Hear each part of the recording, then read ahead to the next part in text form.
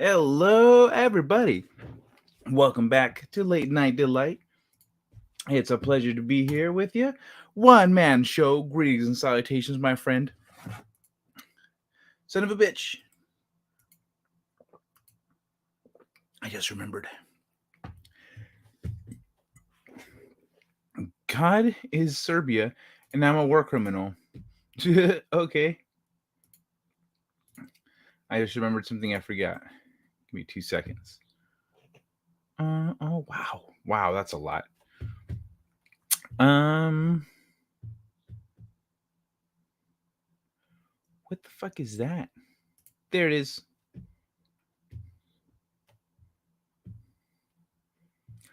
Uh, so one man show. I saw the thing and I was like, son of a bitch! I never checked my fucking email. So I went to check it right now so I don't forget again.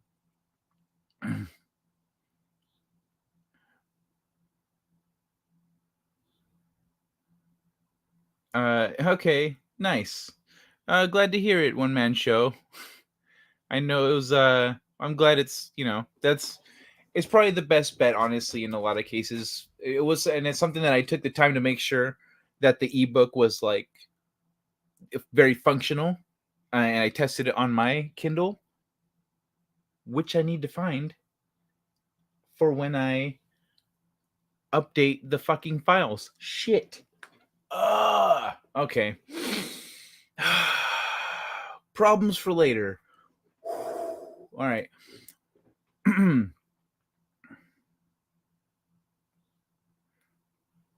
Let me see.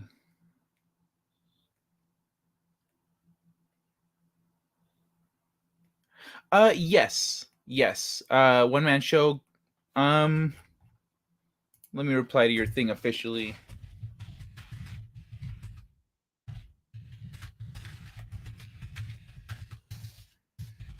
All right. So there you go.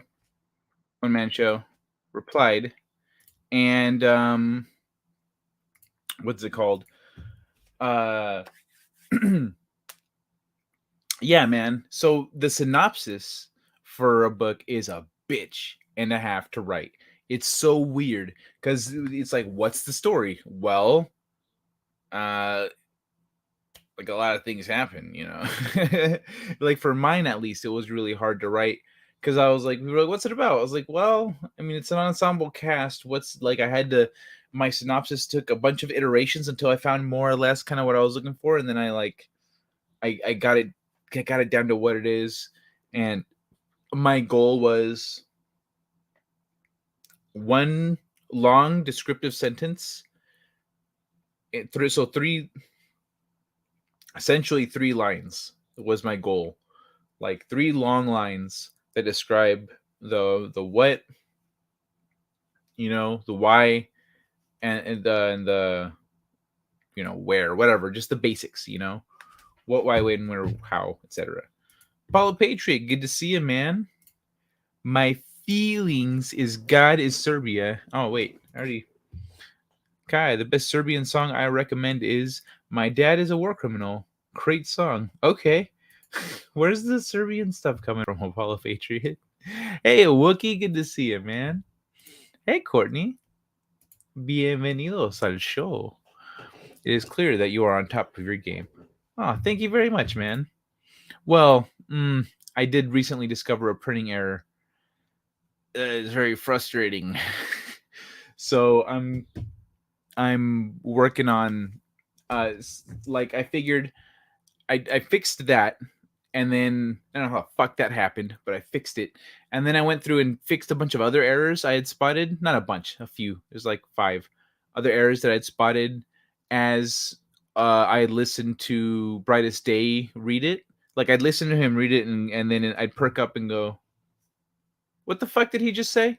And I'd go back and like I'd check it, and oh, there's a mistake there. Or sometimes I'd be like reading along and I'd see like a formatting error, like there's no space after a period. And uh so I'm just going through, I'm doing another proofreading pass, and I'm trying to catch all those right now this time around. I'm almost a third of the way through. But yeah, I'm trying to do at least 2 pages a day. And that is not a top of your game kind of moment when you see this printing error and you've been sending out books and it's been out there, people have been buying it, and it's got this fucking error that you explicitly already fixed. But there it is magically. Fuck. So annoying. What's happening, another monster? Good to see you, man. Do a handstand on your chair and clap your feet. I can do one of those things. I'm now a Serbian Greek god. What's this about Serbia? Uh, Stuff happens. Some live, some don't. There's some sex, lots of violence.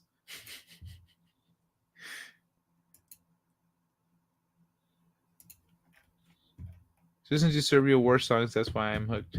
Oh, okay. All right, I see. Hope TMF shows up so I can silence his punk ass. TMF, the Mad Farmer. No, it's Mad Barber. One man, no. Wookie, no. Mary May. God damn. Who is TMF?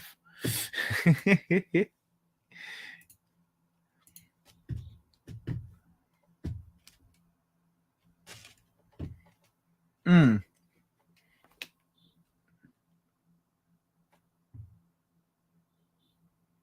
Cool.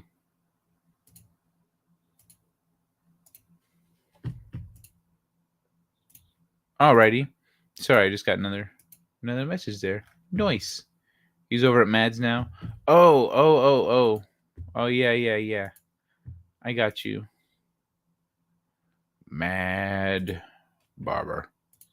He started the speakeasy much earlier tonight. Instead of like 1:30, instead of 2 hours from now. TMF. Oh, Toxic Man Flu. I don't think Toxic Man Flu really comes through here very often.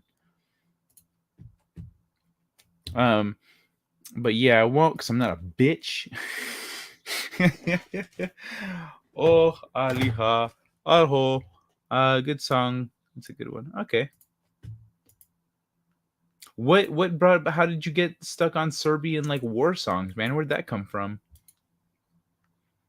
Hola, the lovely Sherry. What is this? That's not a. Is that a Jitsi drawing of you? Is that a Yitzi Lemons drawing of the lovely Sherry?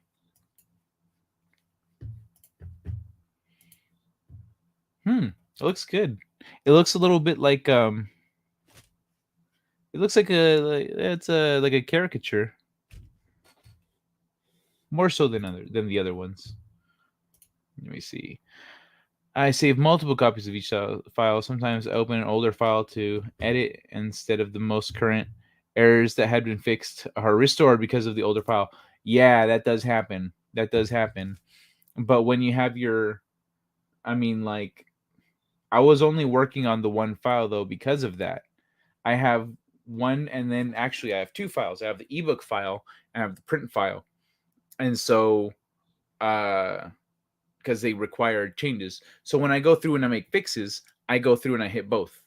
I gotta have both files open, and I'll do the same mistake on each one. So I'll go open this one, okay, fix, go here, fix, go here, fix, go here, fix, and I'll just alt tab back and forth and go through the manuscript with both at the same time. From the Serbian Bosnia War from the 90s. Oh, okay. What's happening, Eric K? Good to see you. Bienvenido, amigo. And I'm now Serbian. I'm now Serbian. I say, got it, Serbia. Okay. Excuse me. Alrighty then.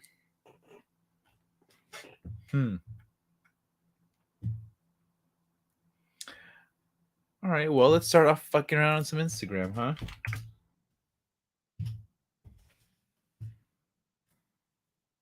Courtney, if you want to hang out, what's it called? after the show, make sure you take your medicine. I want to make sure you're doing, whatever you got to do. But what's it called? Just gonna throw that out there real quick.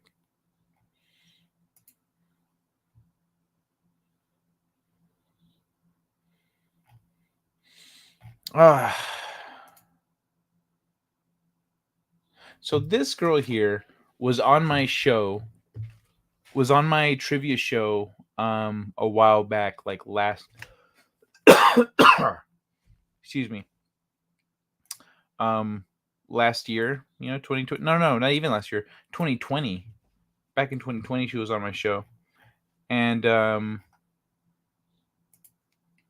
she was feeling a little self-conscious. She was like, "Oh, I'm getting older and da da da da." It's like, "Are you kidding me?" So I was very flattering. But yeah, check it out. Look, this girl was feeling like self-conscious about like aging and shit. Shut the fuck up.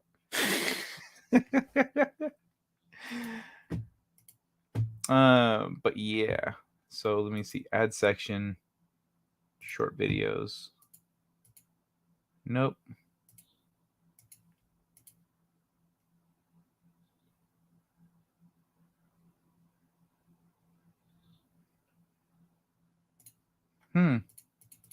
I can't like add shit to this automatically. That's so lame.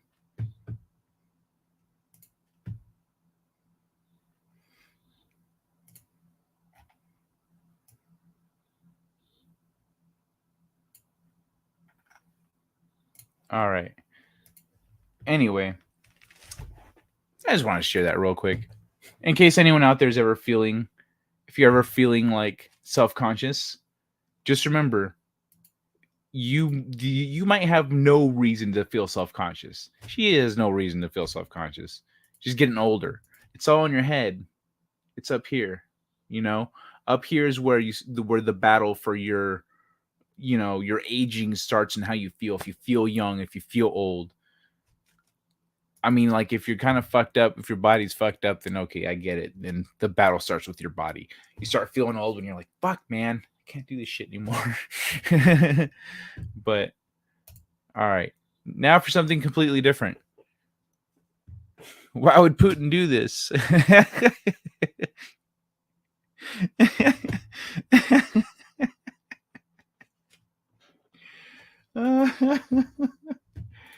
Who is she? She's a friend. I don't know. When did I meet her?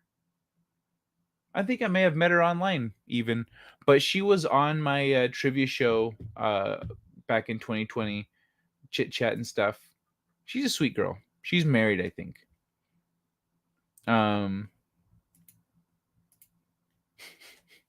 Fuck are you on about, Apollo? Again, she looks 21. Yeah, she's 40 something.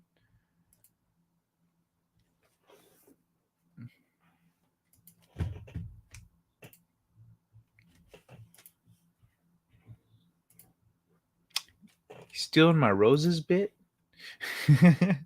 OnlyFans. No, she's not. She just does cosplay and stuff. But she doesn't do OnlyFans. Look at this shit though. Whoops. This shit. An emotional support peacock.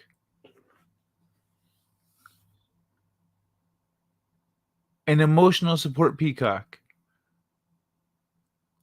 Yo, you can't get a puppy like everyone else? You can't get a puppy? You gotta have a motherfucking peacock? She's over 40. She's in her mid 40s, I think. Or she had just turned 40, so that means she's like 42, probably. 42, 43, I'm not sure. But yeah, she's got, I think she's got about a decade on me. Ish. She was definitely older than I thought she was.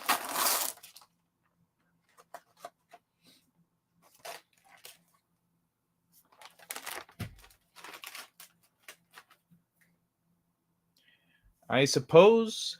Oops. I suppose I must look old. I got senior discounts without being carded. That's there's bummers and then there's I mean, I don't know. I'm saving money. Are you like do you qualify for the senior discounts? It's kind of like I know at some point I'm not going to get carded for alcohol.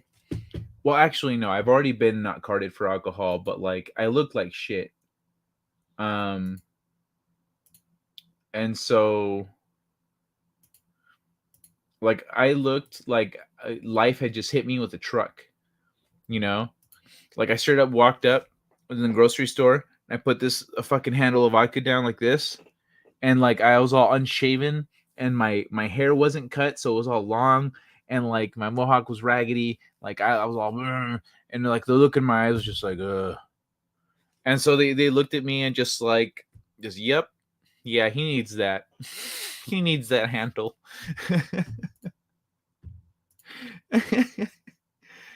You scared that thing? Why? I want to why? Yeah, Eric K's here. Yeah, what the fuck is this shit? An emotional support peacock.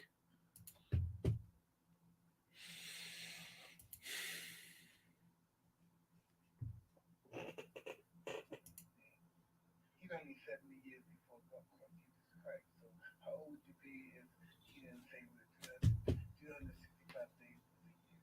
It's a good question, Mike. And I'm be honest with you, I'm confused. Right? Hold on, I'm gonna play this Jesus shit. didn't say 365 days was a year. How old would you be?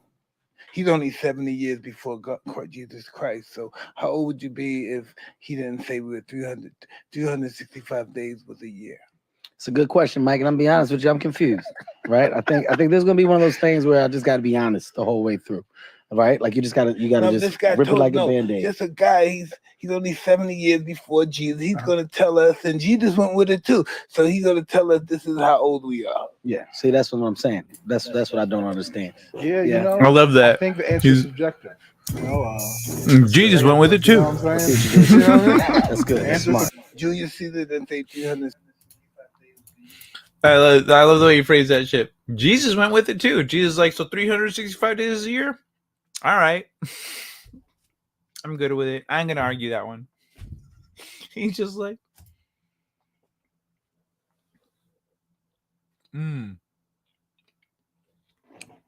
what's an FYINFT? I don't know what that is, man. 65? So you're not 65? Yeah, I guess you do look old, man. But then again, think about this. The younger you are, the less you can distinguish how old people are, the older they are. No, the older people are, you can't tell. You're like how old was he? I don't know.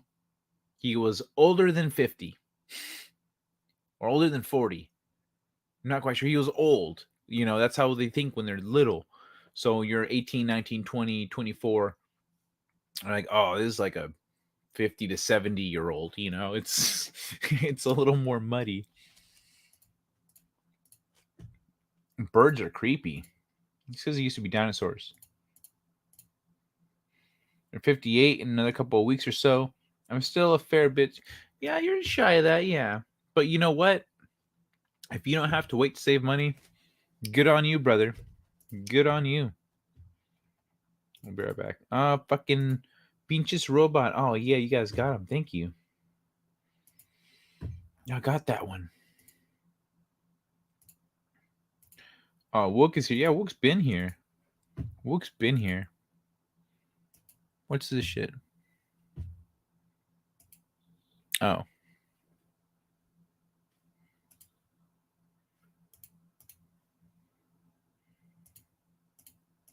Whoop. So, what's it called? I like this quote too about writing.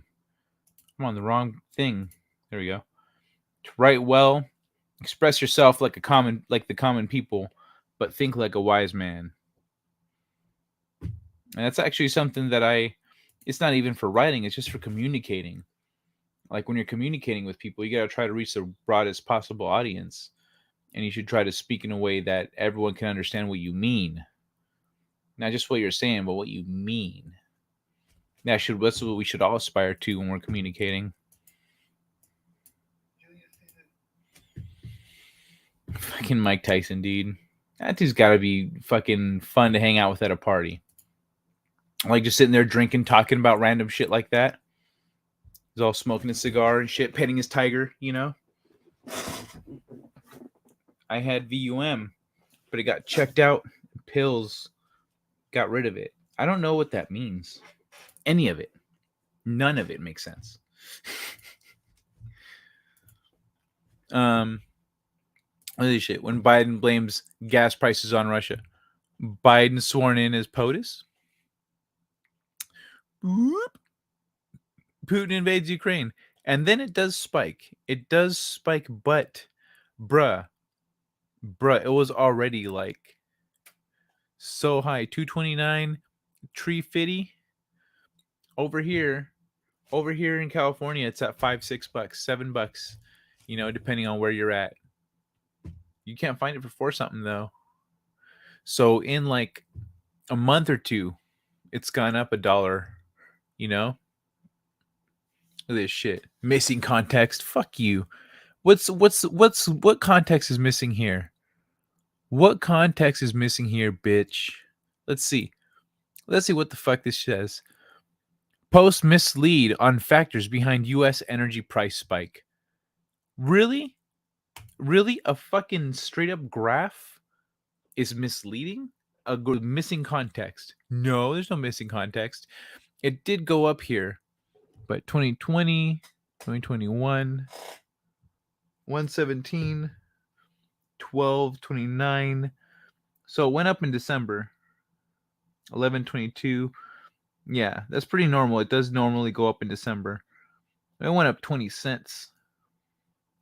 It goes up again. And that was after the election. So the election hits, and then it starts as soon as the election passes, it starts to go up. Right after the election. Look, 11/3, 11/22, 12. Is this 12? 12/11. Yeah. 11/3, 11/22, 12/11. So this is the election period right here. It's right here, this square. And then it starts to go up. And then it fucking climbs, bro. Climbs. Thank you for reminding me about my shots and letting everyone know I'm sorry. I didn't mean to I'm sorry. I hope that it didn't come off wrong, but rewatched Ip Man 2 and 3 today. Nice. Donnie Yen versus Tyson was funny to watch. It was funny. It was like, come on, you guys. You don't want to. We see what you're doing here. You don't want them to. No one's gonna win this one, you know. Do you want to buy? So you said, do you buy me NFT VUM? I don't know what a VUM is. You're not making sense, man. I can sell cocaine NFT. And never forget my meds. Fire farts. Let me know if you do. I need a keyed.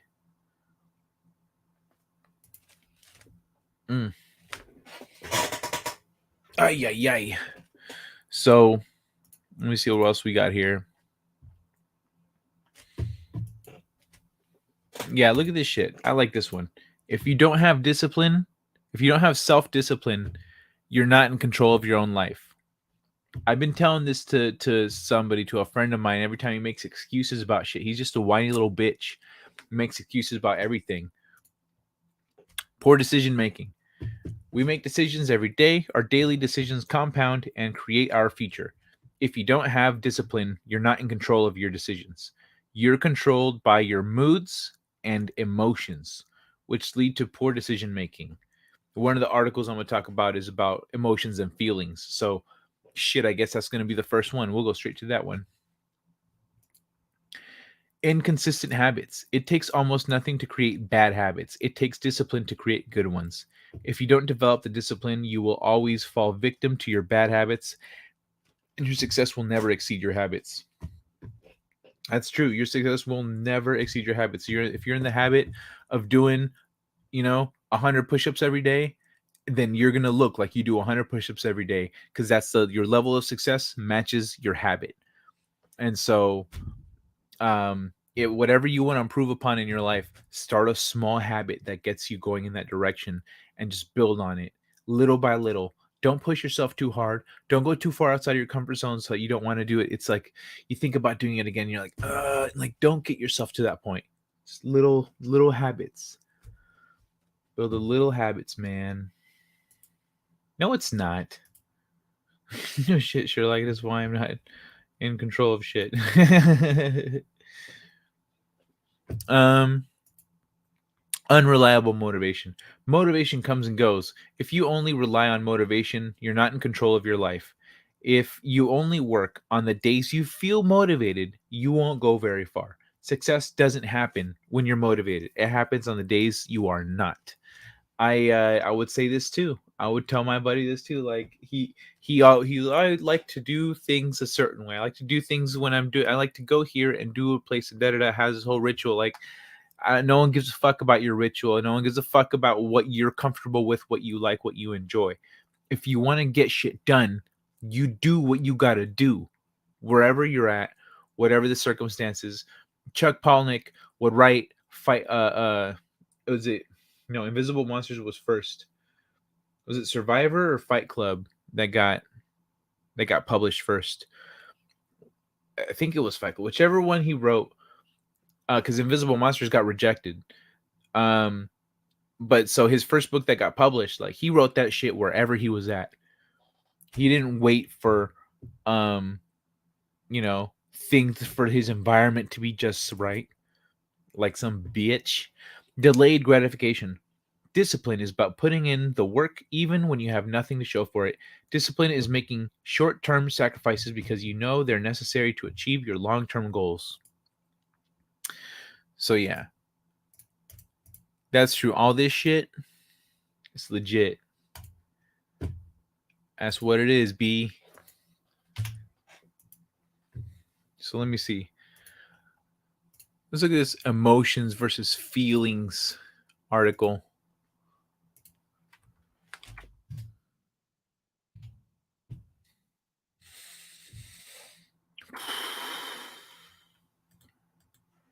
So, get my meds 2, number 3, check. I'm a winner. I do 1,000 push-ups a day. Then I wake up.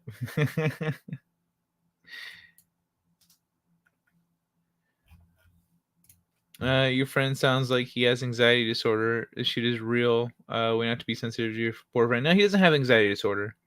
He has a combination of low self-awareness and egotism. We actually read a psychology article about what I think one of his conditions is. One of the things that he has going on psychologically is that he's a victimized narcissist. Everything's about him. He's the greatest in the world, but things just don't seem to work out for him, like every time anything's happening, he reverts to complaining about something and making it about him instantly, like as a reflex. Does all that shit. Like, as I was reading that article that day, I was like, damn, every single point that this article talks about is this guy does it. Every single one. Everything's always about him. He's always whining about shit. And life isn't fair. And all, it's that shit. It's not anxiety. He doesn't have anxiety.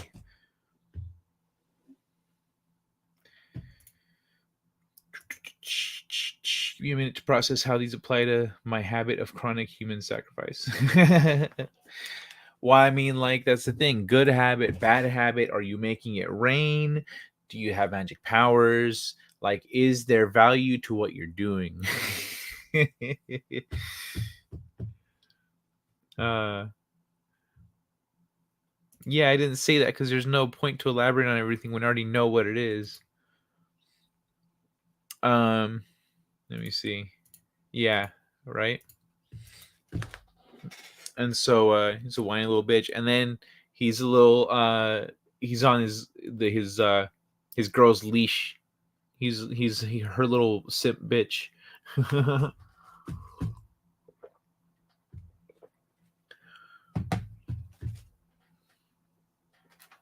Oh, I'm gonna grab a cookie.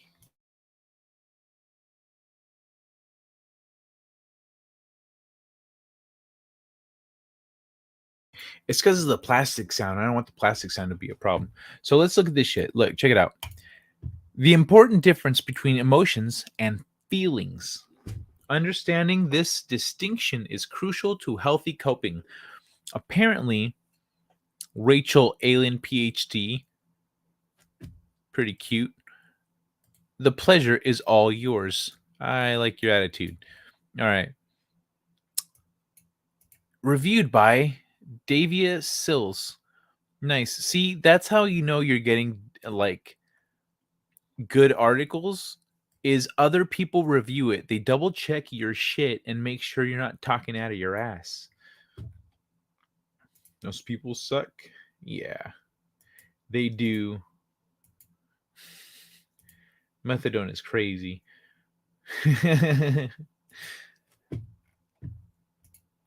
Emotions and feelings are not the same thing, despite people using the words interchangeably. Emotions are real time data sparked by sensations in the body. Feelings can be more biased, altered by mental misconceptions. Developing emotional awareness can prevent developing emotional awareness can prevent reactivity and false beliefs. Many people agree that it's healthy to be in touch with your feelings. Whether they regularly do so is a different matter. But what about being in touch with emotions? Despite the words being used interchangeably, emotions and feelings are actually two different but connected phenomena. Emotions originate as sensations in the body. Feelings are influenced by our emotions but are generated from our mental thoughts. So let's go over that one again. Emotions originate as sensations in the body. Feelings are influenced by our emotions, but are generated from our mental thoughts. So this is our gut feeling. This is our gut emotion. Emotions are our gut, like boom. But then how we feel about it is influenced by our emotions, but it comes from our brain. So let's look at a couple examples.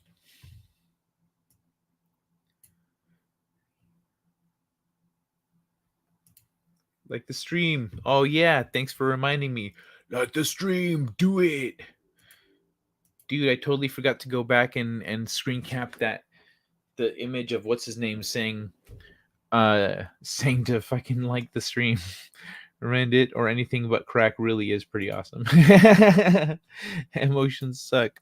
So let's look at a couple examples. You notice the emotion of discomfort while at a party as your stomach clenches and your breathing gets constricted. Then your mind labels that as feeling awkward because perhaps you don't know many people there, or you just saw an ex boyfriend, yet another person with those same emotional bodily sensations. However, might label the experience as exciting because they get to meet new people or see their ex again. So, yeah, same emotion, different feelings come out of it. I mean, that's a really good example. Take a different example of emotional threat. A bully might respond with the feeling of anger because it feels empowering, whereas labeling the threat fear would be too vulnerable for them. In contrast, the non-bully might respond with feeling intimidated. This is why feelings can be so different from person to person in the same scenario. Why does the difference between emotions and feelings matter? Our emotions are like the engine of the car. Our feelings are the frame. You wouldn't tune up your car and skip over the engine, right? The same goes for our emotions, which can give us more accurate diagnosis of how we're doing in the moment. Emotions are the raw data, a reaction to the present reality, whereas feelings can be diluted by stories we've created in our head based on events of the past or fears of the future, not necessarily the truth of the situation. That's the important part. Our feelings are not necessarily the truth of the situation. Listening to our bodily emotions, informed by our sense perception, helps us connect to the reality of our present experience rather than to the stories made of potentially inaccurate beliefs. From our truth, which are potentially inaccurate beliefs, from our truth, we can make decisions that are right from us, that are right for us. So we have to then realize that like we might be coming from potentially inaccurate beliefs. Um, but yeah, if we're emotionally aware, we're more perceptive to our emotions, and our feelings are more in line with reality. If you get stuck in these mental stories, as most people do from time to time, you can get a more truthful assessment of your feelings by first identifying your emotions. If it's hard for you to be in your body, you can also work with the opposite direction. Name your mental feeling and then ask, how do I know this to be true based on the signals in my body? If you're confused by how emotions manifest inside of you, explore your sensations during different nervous system states. Comparing ease to fight, flight, or freeze mode. Recognizing and responding to your emotions is a beautiful way to practice self agency. Once you're familiar with what your emotions are telling you, you can go straight to the source in your body to stay balanced. This might include self soothing practices like breathing exercises, releasing with movement, giving yourself a hug, or getting one from someone else, finding a quiet space, and so forth. Let me see. God, I want to sling some rock.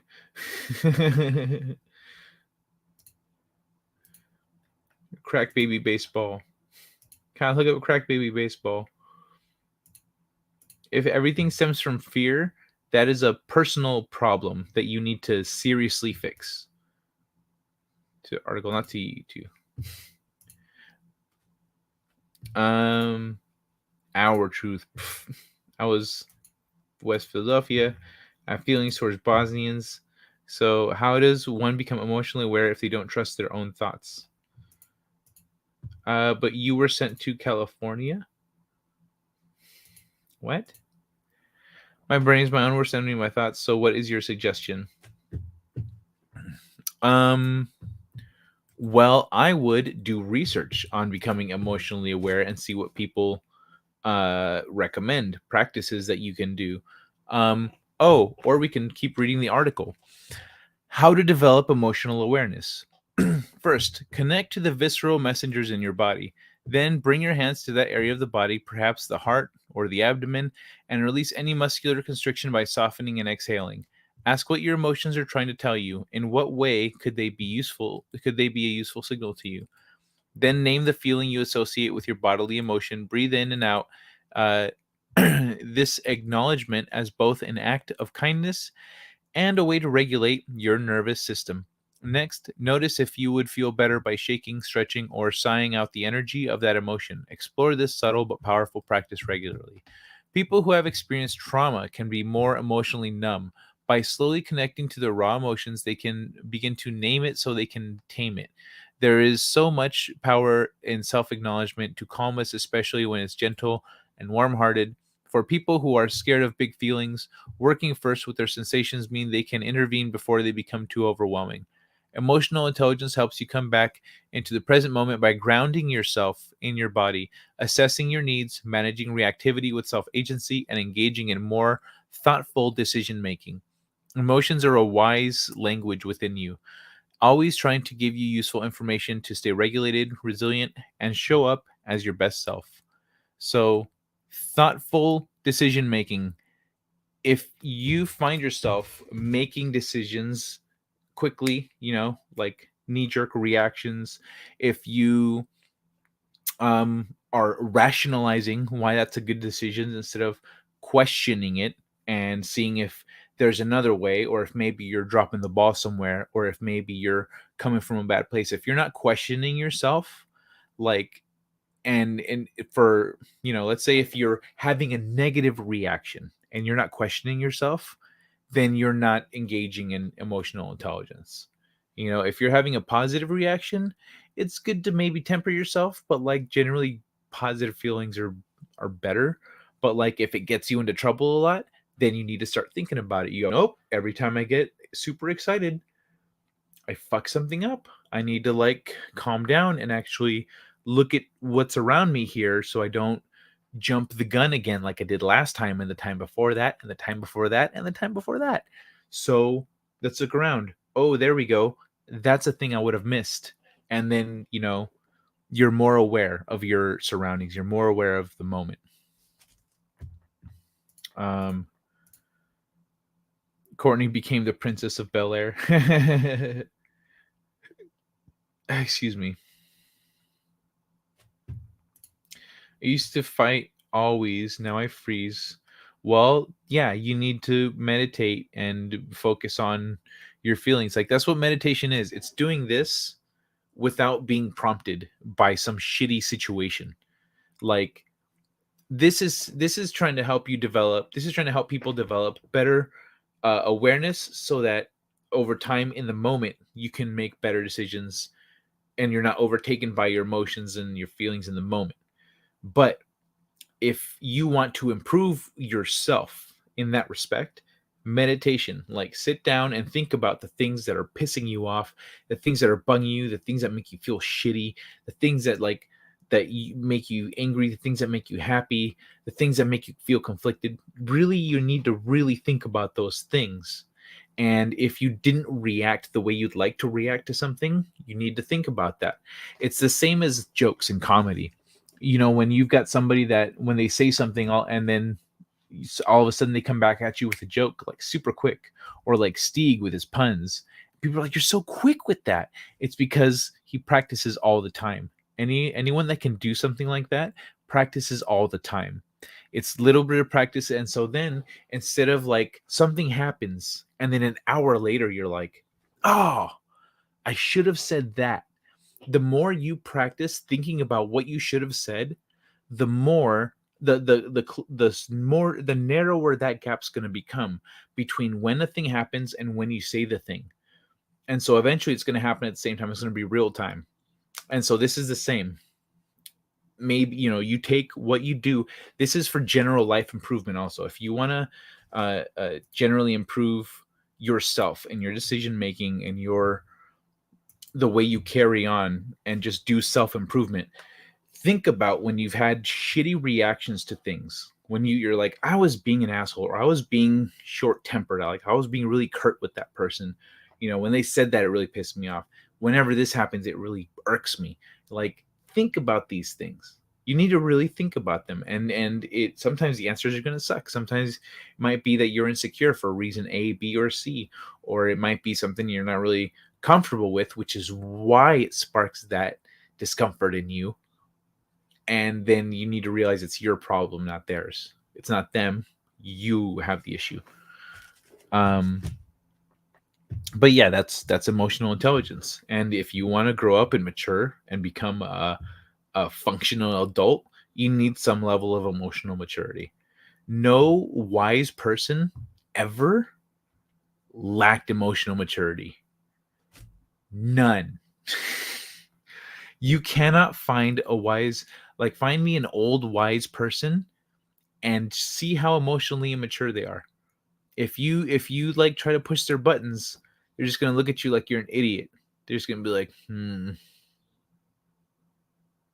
right, and then they're gonna start pushing your buttons because they know, like they're like layers above you. There's so many levels beyond where you're at that you can't fuck with them.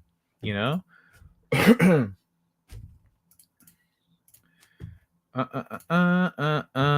Yeah, don't blame trauma for a lack of let's say in this case like a lack of practicing things that could improve your situation. And don't make excuses for things either. Super excited never happens. It'll happen. It'll happen, bro. It's gonna happen at some point. Watch, if I'm right about the things that we've talked about with your friend, that asks you for updates about, if I'm right in the long term, there's gonna be a moment where you feel a little bit super excited.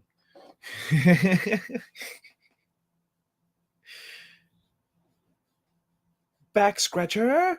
Back scratcher. That's what I need. I need the Family Guy clip. Back scratcher. Yeah. Let me see. I need to get a time travel machine and not be such a dumbass when she's making with men.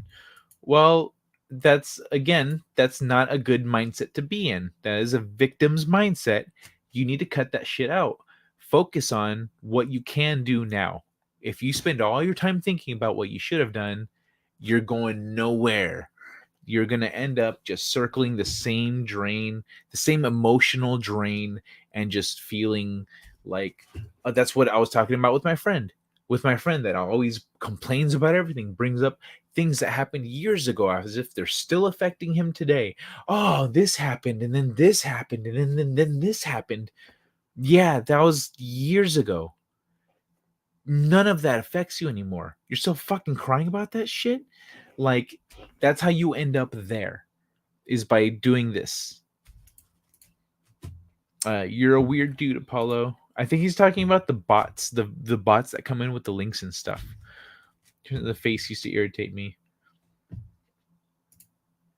Yeah, now I'd be like, hey, buddy, did you really think that through? Because you only get one for free, and that was it. It was the only one. It wasn't very good.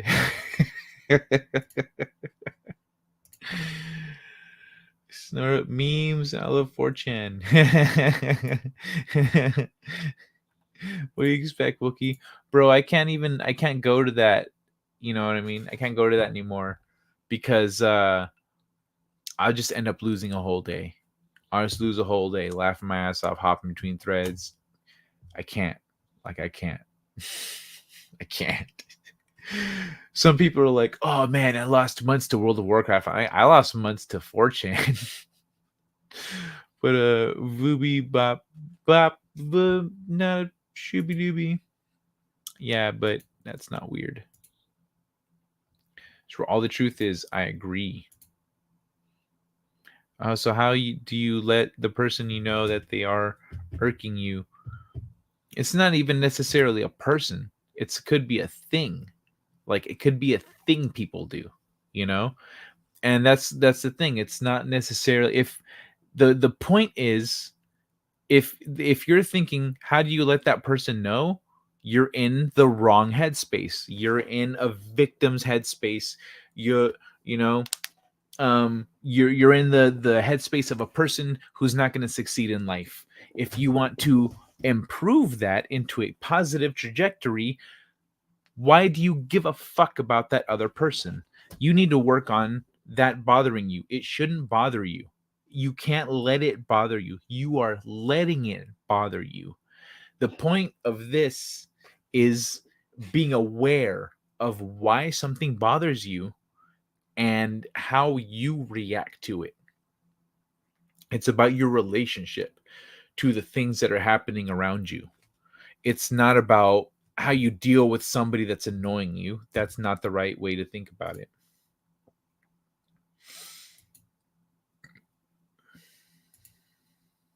I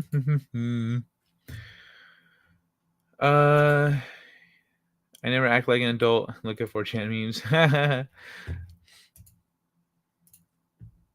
Again, that's the same thing. You need to stop thinking of yourself that way. It's not healthy. I really doubt that you're right about that, but it does take two to tango, as it were. I am a poor dancer.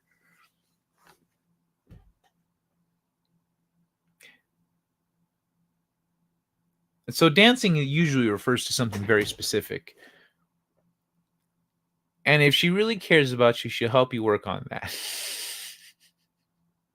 If you mean the relationships and flirting, well, that's that. You know what? Shit will take care of itself as it happens. I am taking you very seriously. The things you are saying are very clear. They're very indicative of certain things. That's why I'm pointing them out. If I weren't taking you seriously, I would just laugh it off and move along. I'm going to go to sleep and dream about memes. All right, Apollo Patriot. Have a good one, brother. Thanks for hanging out. Sleep tight. I don't care what you think you are. If your brain is saying the shit that you're saying, then you think you are. If you can say whatever you want, but your brain is operating the way it's operating. It doesn't matter what you think if you're performing that way. There are things that you actually should be bothered by. It is not triggered all the time. It's not being triggered all the time. Yeah. Yeah, there are things that should bother people. It's like that should bother you. You should be upset by that. Only crypto and NFTs bother me. At least I understand why. Ay ay ay. This guy with the NFT. How do I read?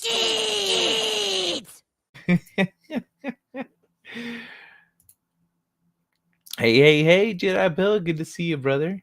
Thanks for stopping by, man. You having fun? We're talking about psychology or psychology, depending on the region you're from. It's how you pronounce it, you know.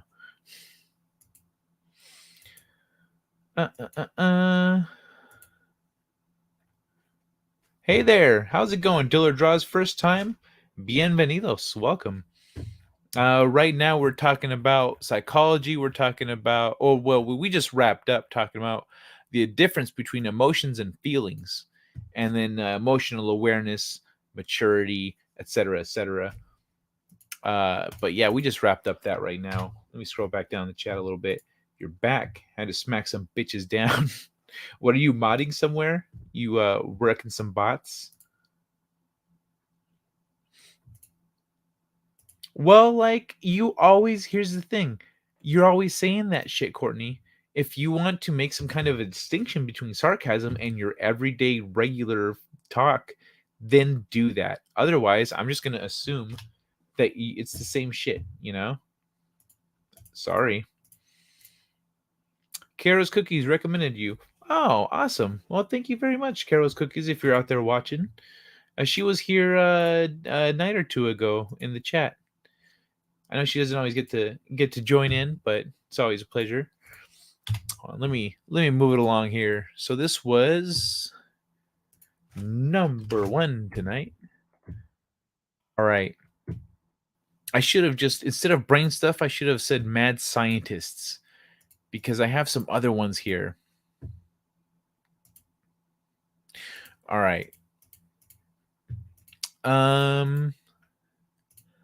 Little socializing goes a long way. Let's maybe that one. So okay. So what do you guys think? Socializing and its effects on your brain and mood and stuff, or mad scientists try to resurrect the Tasmanian tiger?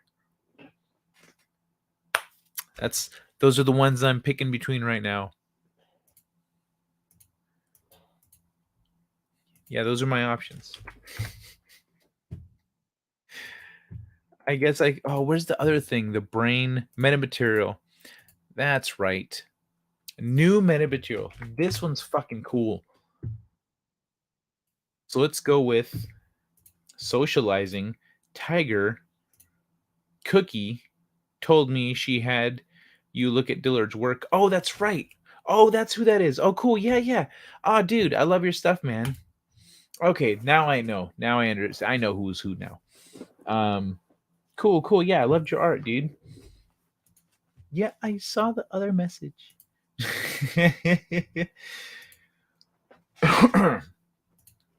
Socializing. Let's check it out. A little bit of socializing goes a long way. For better health and a longer life, more socializing isn't always better. What? Wait, for better health and a longer life, more socializing isn't always better? Hey, I thought this was the opposite. I thought this was saying more socializing is better for you in the long term. I am disappointed. As an extrovert, I am offended. And this article is clearly racist. So let's move along. Guy has a tiger. He wants tiger. Oh, they do. We'll get to the tiger. Mad scientists resurrecting extinct species. Oh, yeah. Yeah, we're going to talk about that. But socializing with other humans. Oh, actually, resurrecting extinct species that aren't frozen in fucking ice so we can easily grab their DNA and their sperm and shit. So socializing with other humans has been linked to better health and a longer life. Two studies published in 2021 found that beyond a certain point, more socializing is not always better. Seeing other people weekly or monthly could be as good for health and longevity, or maybe better, than seeing them daily. Social scientists have conducted many studies that seem to suggest that people need interactions with other people. Socializing with other humans has been linked to better health and a longer life. But can there be too much of a good thing? Typically, researchers took typically, researchers look at the overall trends in their data for evidence that more contact with other people is a good thing. But what if they looked more closely to see whether, after a certain point, seeing other people more often is no longer linked to better health and a longer life, and may even undermine those good outcomes? That's what Olga Stavrova and Dongning Ren and Dongning Ren did in two big studies published in Is More Always Better in Social Psychological and Personality Science in 2021. The two studies, the first study based on survey data from more than 390,000 adults of all ages from 37 European nations, the participants indicated how often they meet socially with friends, relatives, and colleagues. They could choose among these options: never, less than once a month, several times a month, once a week, several times a week, or every day. They also answered a question about their health. How is your health in general? Possible answers range from very bad to very good. In this study, Stavrova and Ren looked at the link between socializing and health at one point in time. In the second study, the researchers analyzed data from a survey in which nearly 50,000 adults of all ages were followed year after year for up to 5 years. Each time they were surveyed, they answered questions about their physical health. How would you describe your current health? And their social contacts. They were asked about the frequency of their mutual visits with two categories of people: one, neighbors, friends, and acquaintances, and two, family members and relatives. They could choose among these options to indicate how often they got together: never, seldom, at least once a month, at least once a week, and daily. The survey, the German Socioeconomic Panel study, also kept track of if and when any of the participants had died. Physical health. Beyond a certain point, more socializing is not better. In the first one, let me see. Let me catch up with the chat here real quick before I keep going here. I want socializing. Living on Twitter equals bad for you. Yeah. True. Everyone should be part of a smoke sesh. I'm down with that. I'm doing something right. Whoa, that's the problem. Like this person who wrote this, I don't. What? No, they need to be more social. I see my mom 3 times a year. That's 4 times too many. I'm living with my mom right now. It's funny, like I have a friend who can't stand it. He had to live with his parents for a little bit, and he hated like every second of it. But with me, I'm like, my mom and I like communicate well and love each other, so like it's not a problem. Let me see. I hate to say I know the feeling with some family members. Okay, anyway. So physical health. Beyond a certain point, more socializing is not better. In the first study, based on representative national data from 37 nations, people who socialized more had better health, but only up to a point. People who socialized people who socialized several times a month had better health than people who socialized less uh, of 10 than that. Wait, less often. Sorry. The hyphen fucking fucked me up. People who socialize several times a month had better health than people who socialize less often than that.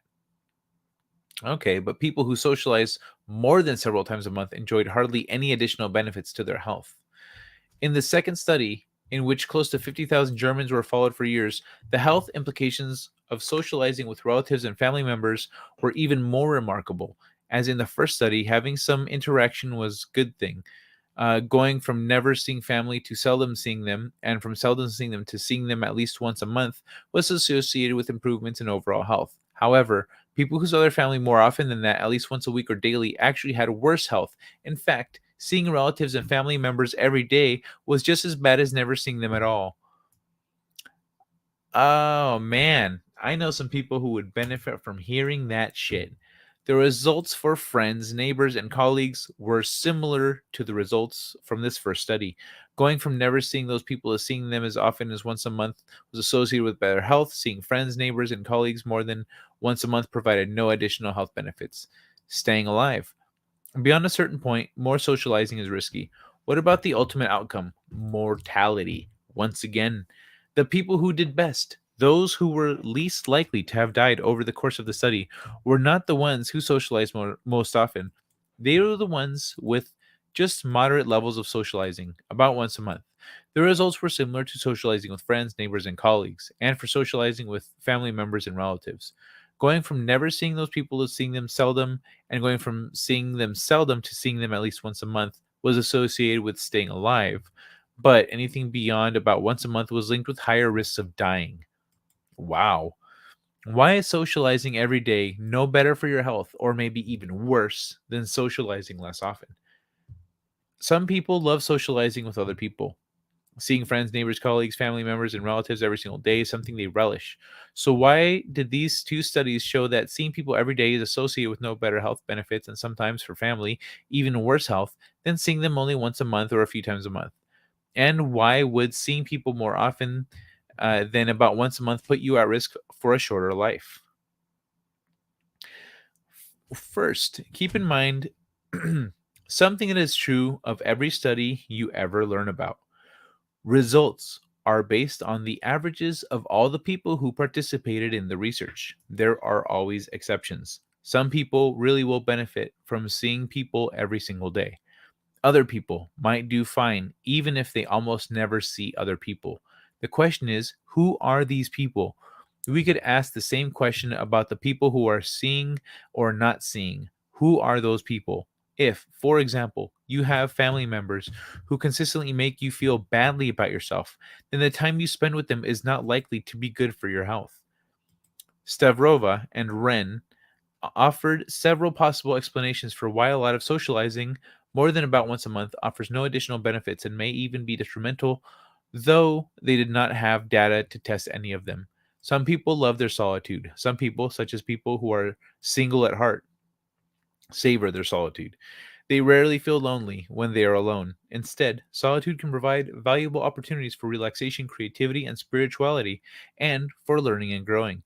The risk to people who cherish the time they have to themselves is getting too little of it. Social interactions can be stressful. Ideally, the time we spend with other people is enjoyable.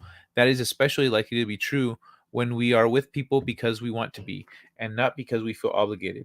Friends are often like that. They are our friends because we enjoy one another's company. But social interactions, even interactions with friends, can end up being stressful for all sorts of reasons. That's not good for your health. And it is especially not good if you have a lot of social interactions that are stressful. Time spent socializing can take away from that time that could be spent in other ways. Do you have interests you enjoy pursuing that do not involve other people? Do you enjoy your work, or do you want to devote time to it even if you don't love it? Do you want to have time to exercise on your own? Spending a lot of time socializing can take away from all the other kinds of things we like to do or want to do. That's not likely to be good for our health.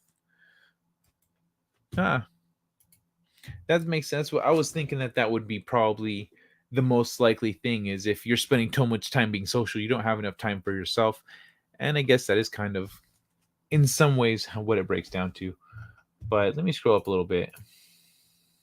Um, oh yeah. But wait, there's more.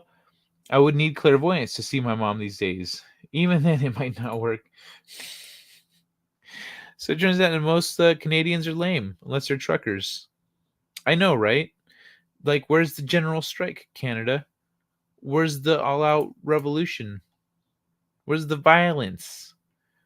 Why aren't you all pretending you're hockey players right now? There are 50,000 Germans? Didn't the war solve that? Oh, that's funny. Because it is exhausting. If I have to see any of my remaining family, prepare with garlic, holy water, steaks, silver bullets, a flaming torch, and bear repellent bat spray. That's why we get along. Because Wookiee has all that shit ready. Y'all are a super team. Visiting costs money. Too much visiting costs too much money. Lots of money makes life stressful. Stress is life, shorter life. That's true too. Just by consequence of of socialize. Whenever you're socializing, if you're going out, you're spending money going out. If you're going in, you as the host, generally you're gonna spend a little more. You're gonna go through more effort. You're gonna, yeah, it is more effort. Yeah, I mean, I guess if you're just made of money, it's not. You're like, hey, let's go do whatever the fuck we want and not care how much it costs. Okay, you're good. Otherwise, yeah, that's a good point. That's a good point. The cost of being social, the financial costs of being social, add to your stress in life. So, thanks, Dillard. That's a good one to consider, because a lot of people when you're accustomed to seeing certain people a lot, I think you miss more. You love hanging out with them, but it's kind of like when you can eat ice cream every day and then you stop eating ice cream every day. You can only eat it once every couple weeks, but you love it all the same and you cherish it more. But before, you didn't realize it, but it's starting to make you a little chubby, And so maybe with people, it's the same. With people, we start to take on a little bit too much, maybe of their traits, or of their stress, or whatever. Essentially, we're burdening our lives with a little bit of someone else's life. Is another way to think about it too. Always having to buy bundt cake and instant coffees. Or a ham and cheese spread or something, some wine or some beer, yada yada yada. But yeah, damn, I really thought that article was going to go in a different direction. But all right. So mad scientists are my next two. Oh wait, I gotta mark that one down. A little bit of socializing goes a long way. All right. We're talking mad scientists now. Talking mad scientists ain't nothing no one can do about it. I wish I had my fan. It's kind of warm in here. Excuse me. There are people on YouTube getting annoyed with if I see them too much. People IRL don't stand a chance. Yeah. There's definitely a few people that not necessarily on YouTube, but there's a few people that I know that they know if they see me, run the other way. There ain't fuck all. They know that the last time circumstances protected them, but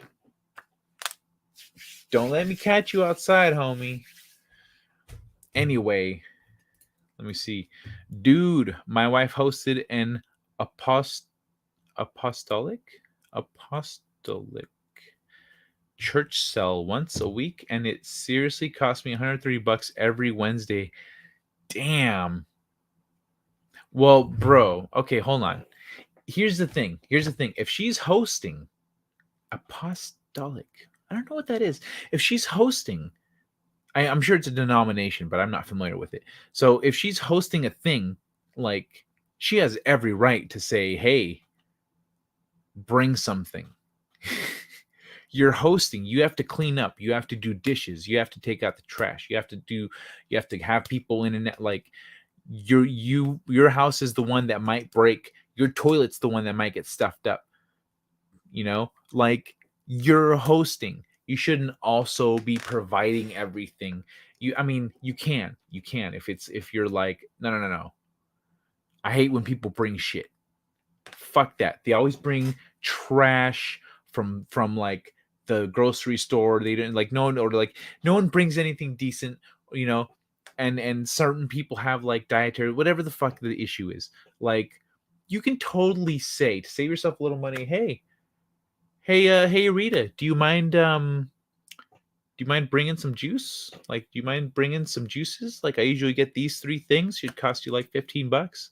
Oh yeah, totally. Oh yeah, I'll bring that. Cool. Hey Pete, could you bring like a vegetable snack tray? $10-20, like, best factor. Oh yeah, sure, no problem. You get a few people, and you can even rotate it around. You can talk to people. Hey guys, I'd like a little help. So that'll save you some money there. And if you get leftovers,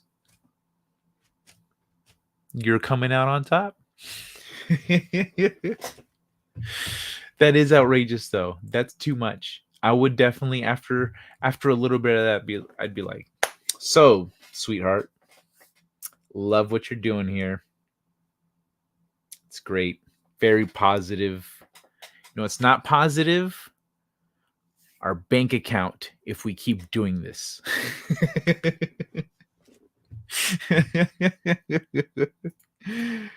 To bring stuff is trashy. It's seriously infuriating. It is not trashy. It is not trashy. She can even check it. She can even blame time. She can blame time. She can say, hey, everybody, I still want to do the thing on Wednesday, but I don't really have time to like get stuff for it. Would everybody be okay with doing something kind of a potluck style? Maybe like a hand. I don't know how many people show up. I used to go to a fellowship that was like 40 people deep, but those people were rich. They were rich. It was a big fucking house. They had 7 kids or 8 or 9. I could probably keep going up until and actually I think they were around there. They had a lot, so they were loaded. They could do that. So if you've got like 12 people, you don't necessarily need all 12 people to bring something. Half of them could bring something, and just be like, hey, like, I've got a lot of stuff going on in my life and I'm really busy. Could some of you please help me out and bring a few things? I need someone to bring these and those and da da da da da. And just, it would really help me out a lot. And then if you do that for a couple weeks, you could be like, hey, so like, I've really liked the variety and the kind of changing up like what we're eating and snacking on or whatever. Would you guys like to do this regularly so all of us contribute like something different to like the thing or whatever? Like, you could always angle it so it's not trashy, and it's more about the community. It's more about bringing people together. It's more about helping each other out. It's about, changing up the monotony. It's about marketing. It's all about marketing, bro. Because if you have a good product but you market it poorly, it's trashy. If you have a good product and you market it well, it's gold. So it's all about marketing. It's about how you market the potluck style, because if you're asking for help, well, then people are more inclined to be, oh, well, she always does this. She yeah, I'm happy to help. You're busting your ass, you're busy. I get it. I'm usually busy. I can stomp off somewhere on my way and get some shit. Or like, I can cook up a casserole and just take it and poof, boom, like, it makes people feel good about themselves. And it's a path into what you really want to accomplish at the end of the day. So in case you want to bring that up with your wife as a possible discussion, because it's trashy if she were to be like, look, motherfuckers, this costs me $130 a week. So I'm going to start assigning each of you to bring something. Oh, no. Don't do that. Don't do that. She's like, Pete, bring chips. And don't just bring sour cream and onion, motherfucker. Bring some barbecue. Bring some lemon zest. And you're in the back going, stop. She's like, no, you're right. This is too expensive. Rita, you cheap slut. Like, there are trashy ways of going about it. The action itself is not trashy. It's the expression of it. So I hope that helps, man. I really hope that helps. Salad. Yeah, you need fucking greens, bro. You need someone brings a salad, some croutons, little tomatoes and shit. Like, hey, salad. There you go. I brought salad because there's gonna be someone that goes, thank you. No one ever thinks about bringing salad, and they're gonna grub on that salad. So yeah. Okay, so I'm almost done. My third Expanse book, and after I finish it, I'm gonna read Spacecraft Domino, then review it, and beat Culture Casino to his review. Oh, we're gonna reread Spacecraft Domino. Thank you, Another Monster. Thank you. I appreciate that, man. Yeah, I've been thinking about, like, it's been a little while since I bud Culture about it. Since been like, hey, Culture, where's that review, dog? It's like we're gonna hit the 2-year mark before you know it. 2 years after my book releases, and he still hasn't reviewed it. Like, we're at a year and a half right now, or we're coming up on it. You see, it was October 1st. So yeah, in April we're at a year and a half. But yeah, at least this time you won't get so angry you'll put the book down for a week, right? When I would host RPGs over a weekend, the rule was host provides the place, players bring the rest. Boom. That's right, one man show. That's right. I agree with that. But the thing is, the only thing that, here's the caveat where I'm like, you know what, Dillard? He's right, because it could be it's already established. This here is what you guys established when you started doing that. But what Dillard and his wife established with their thing is this precedent that nobody has to bring shit. You just show up, it's all handled. And so that's where the issue comes in, because if his wife feels like asking people to bring stuff is trashy, well, then it's maybe it's about her perspective. Maybe she's thinking about the delivery of that information. Maybe she's thinking about asking that of people, and that makes her feel trashy, so she thinks the concept itself is trashy. But when in reality, it's all in the delivery. And so, like, this, I agree with that. It's like, I fly you by, like, all right, guys, I'll run off and get us some food. What does everybody want? Everyone orders their thing, and then they cover you, and they're like, here's like $10 for whatever you're gonna get. It's, I fly you by, or you fly by. If someone's driving off to get food for us, like, let's all pitch in a few bucks for the person that's going to get food for everyone, that's going to keep track of this shit and bring it back, so we don't have to move. We can keep playing Smash Brothers or whatever. But yeah, one man show. I'm with you. Like, I'm with you, man. I think Dillard's probably with you too. I mean, these are all great ideas and everything, and I do appreciate that, but this lady ain't changing her mind. Well, let's not try changing her mind. Let's not come at it like that. Let's not try changing the lady's mind. Let's say,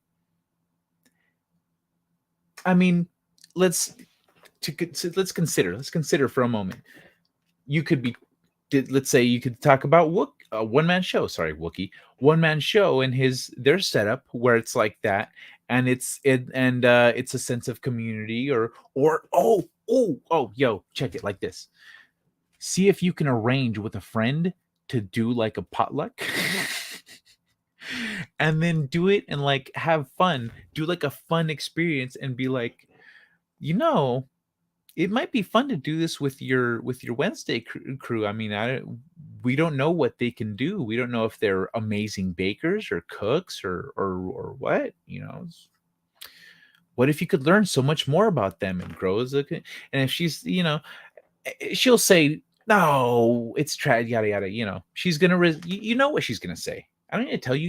You could probably quote her because you're married. You could probably quote her, but then it gives you the opportunity to ask for clarification there, because if she just had fun doing the thing, but the thing is trashy, there's a disconnect there, and it gives you an opening to dive into that, and then maybe make that distinction for her that she might not be seeing. Because if she goes, well, I just don't want to, you know how women are, they often they just they make this and then they cut it off and go, this is it. And if you got to kind of bring them back and go, babe, but really look at this, like, is it trashy, or is it that you just don't want to, like, yeah, she doesn't want to tell him. Like, I'm betting, my money personally is on, she doesn't want to change, like, the changing of the dynamic is where she doesn't see a way to do it in a positive way. She doesn't see a positive path to that. And so don't try to change her mind. Don't come at it like that. Give her perspective and then inquire. I think is probably a more productive path. But I'm willing to brainstorm. If you're like, you know what, I'm gonna take some notes and maybe one of these might work at some point. Like, if you want it, like, I'm down to keep brainstorming if you're open to it, because I am a little intrigued. I'm like, no, this is, because these are like the little life problems that I like to fix. I'm like, I see a little problem here. Like, it's a mental thing. There's a puzzle. It's kind of like hoarders. When people are hoarders, their house is just going to be full of shit, but they still need to get places. They still need to get from the front door to their bedroom to the kitchen, etc. So sometimes you just kind of got to lead people. They've made a little maze in their mind that makes certain ideas inaccessible. And so if you could just lead them through that maze in their mind that makes that idea accessible, well, then all of a sudden their whole perspective is different. And so I love that shit. It helps probably that I'm a writer and an animator, but I love that stuff. Tampons are not allowed to be stored in my house anymore. Hello, handsome guy. Hello, Stump Rat. It is so nice to see you. Somebody was asking about you a night or two ago, and I was like, I don't know, I haven't seen her lately. Here you are. Well, I mean, I haven't seen it. I've only been doing the show again this week, I guess. So, welcome back. I can't make a casserole, bro. Yeah, you can. Always bring the guacamole and chips. Not bad, not bad. Sauce. All right, cool. That's pretty good. See, solid. But a casserole, it's pretty much just like noodles, meat, some kind of sauce, cheese. Just mix that shit all together. It's easy. Just look that shit up on Google. Just Google or YouTube a casserole recipe or something, and good to go. Crumple some bread on top. It was connecting an earlier time. I was correct. Oh, macaroni salad. Got you.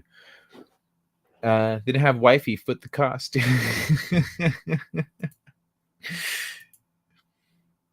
guys got the thing? Yeah, you got the robot. Oops. One man show, getting some love. Could try proposing a theme night.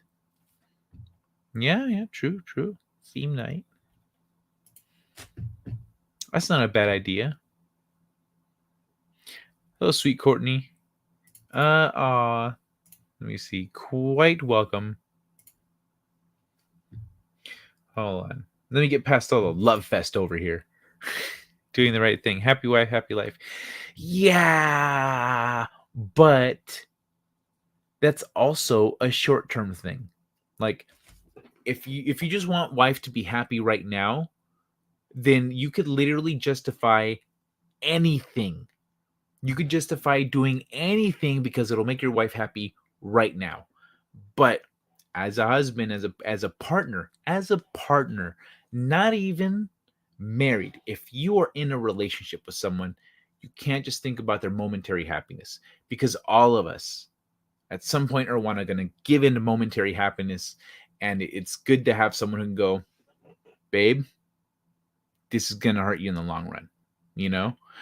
And so I'd say as a partner, if he sees an issue, if he's like, oh, these expenses, and then it's going to add up, and like, we want to do these things, it's not becoming possible because of the extra outflow of cash and da da da. Like, if, it could be a long-term thing, it could affect negatively in various other ways that are not visible immediately, and she could be, it's her project, it's her group, it's her meeting, she's arranging it, she's going through all the motions of doing everything, like, that's her thing every week. So she is very invested in it, and she is also spends a lot of mental energy on that.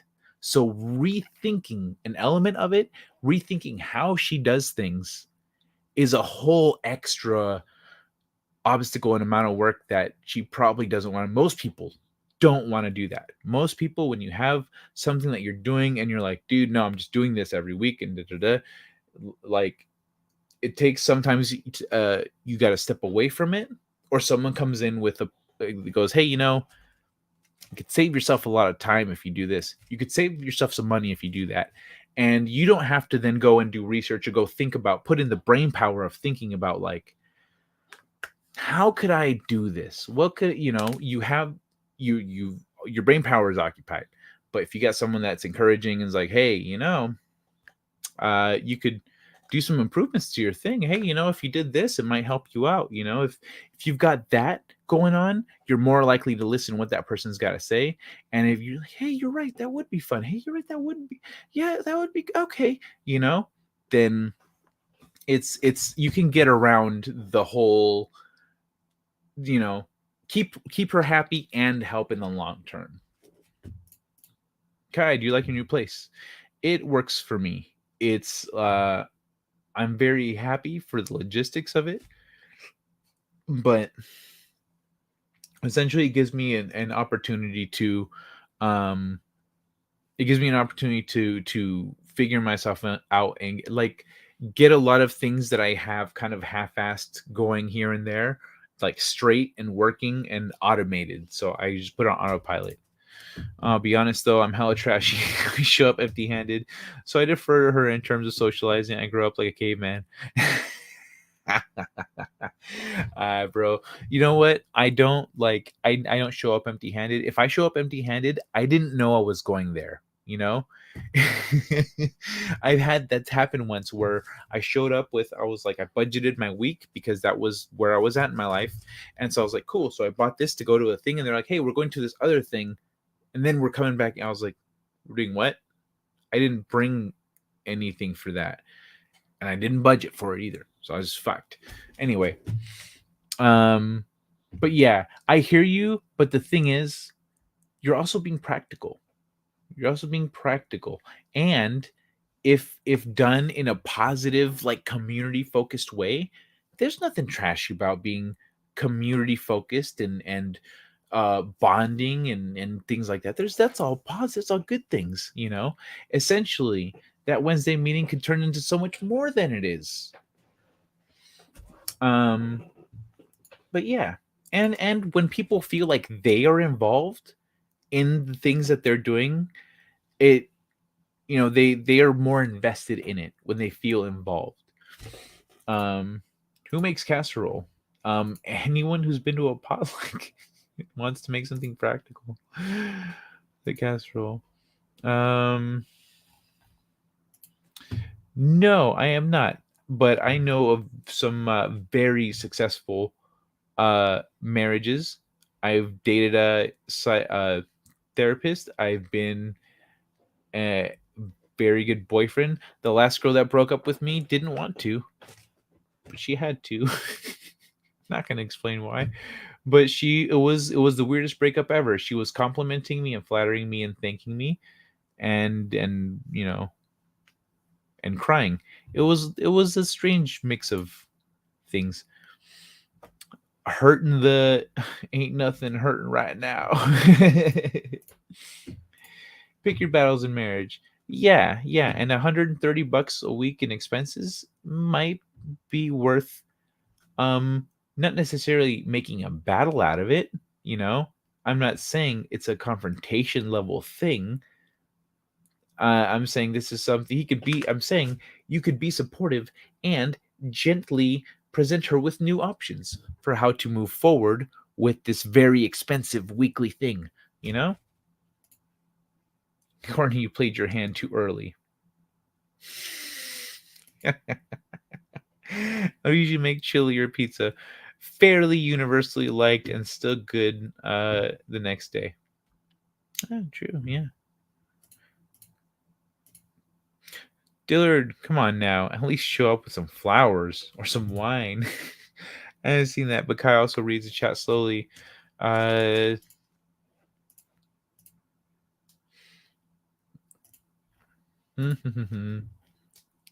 at least show up with some $3 Chuck wine.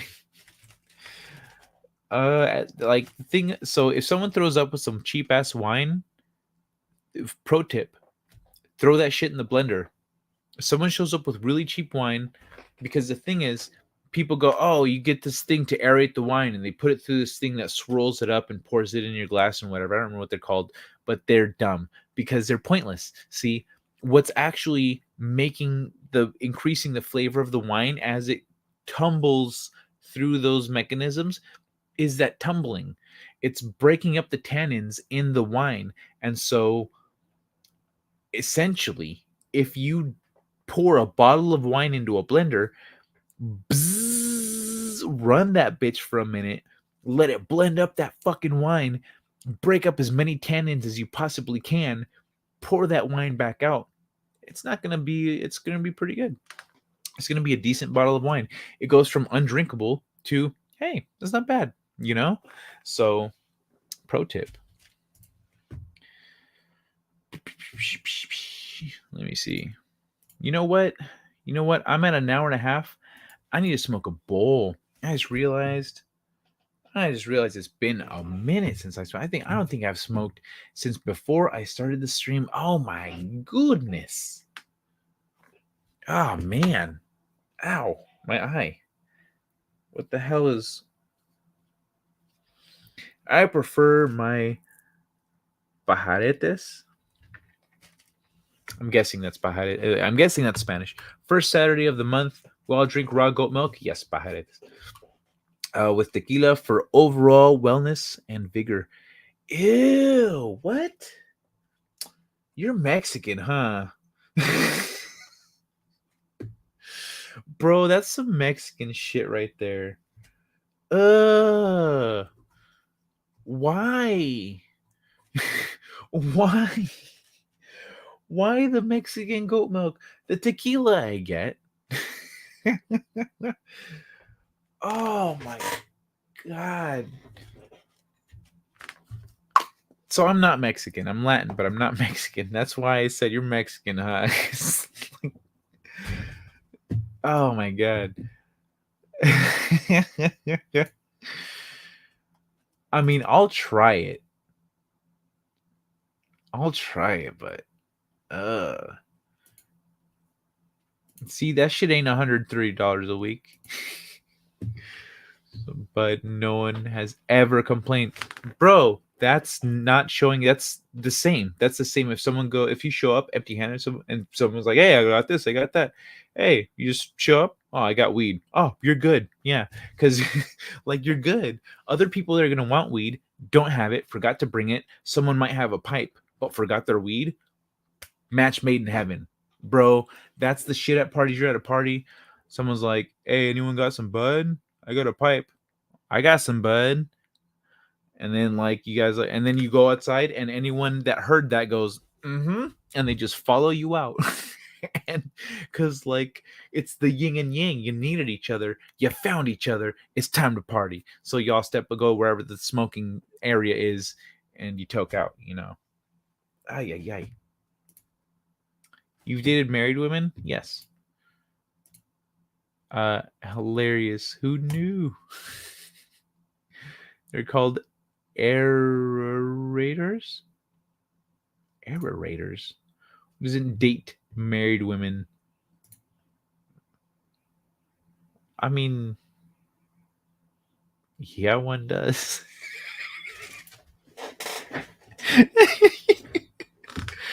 Okay, so first of all, the last time I dated a married woman, I didn't know she was married at first. I didn't know. I thought it was that was the baby's daddy. I didn't know they were like together. So we dated. I dated a single mother who turned out to be married. Because at that point I was already like, no, married women are too much trouble. Cutting them off. She didn't tell me. So we dated for a while. So yeah, you can date a married woman. Sorry, I'm being a jerk. You kept on your toes. Yeah, just tell yourself whatever you need to. Kai, I'm Swiss, but I'm not neutral.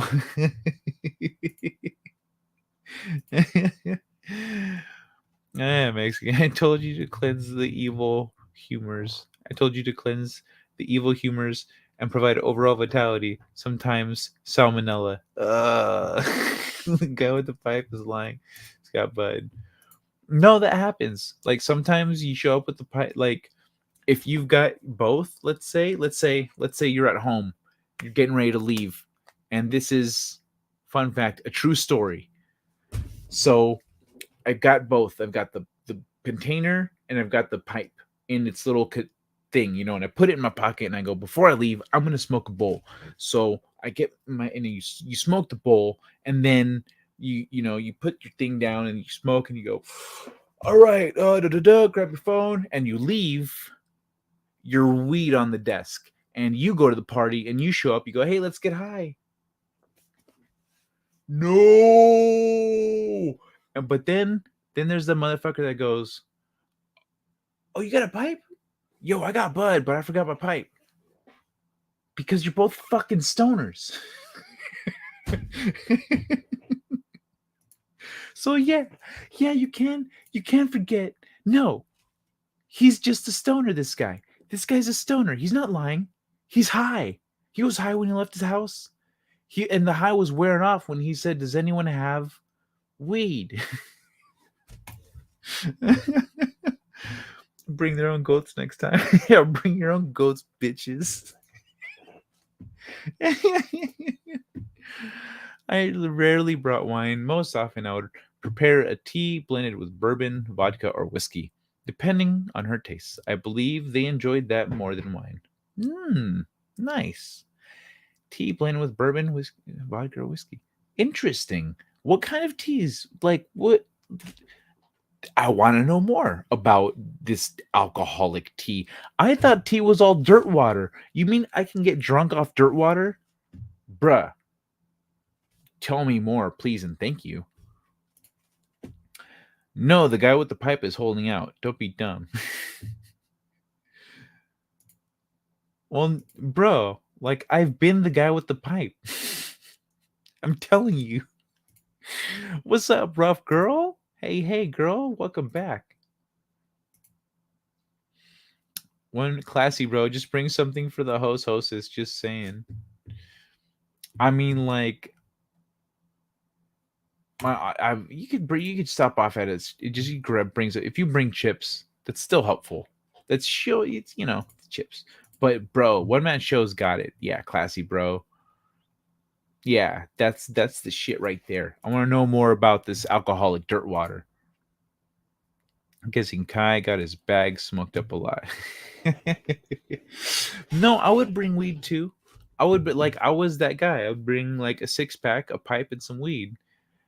And check it out. It's like this, Wookie. So my younger brother went to like a state college, a state university, you know, and he joined a fraternity and shit. And I went to like a private college and whatever.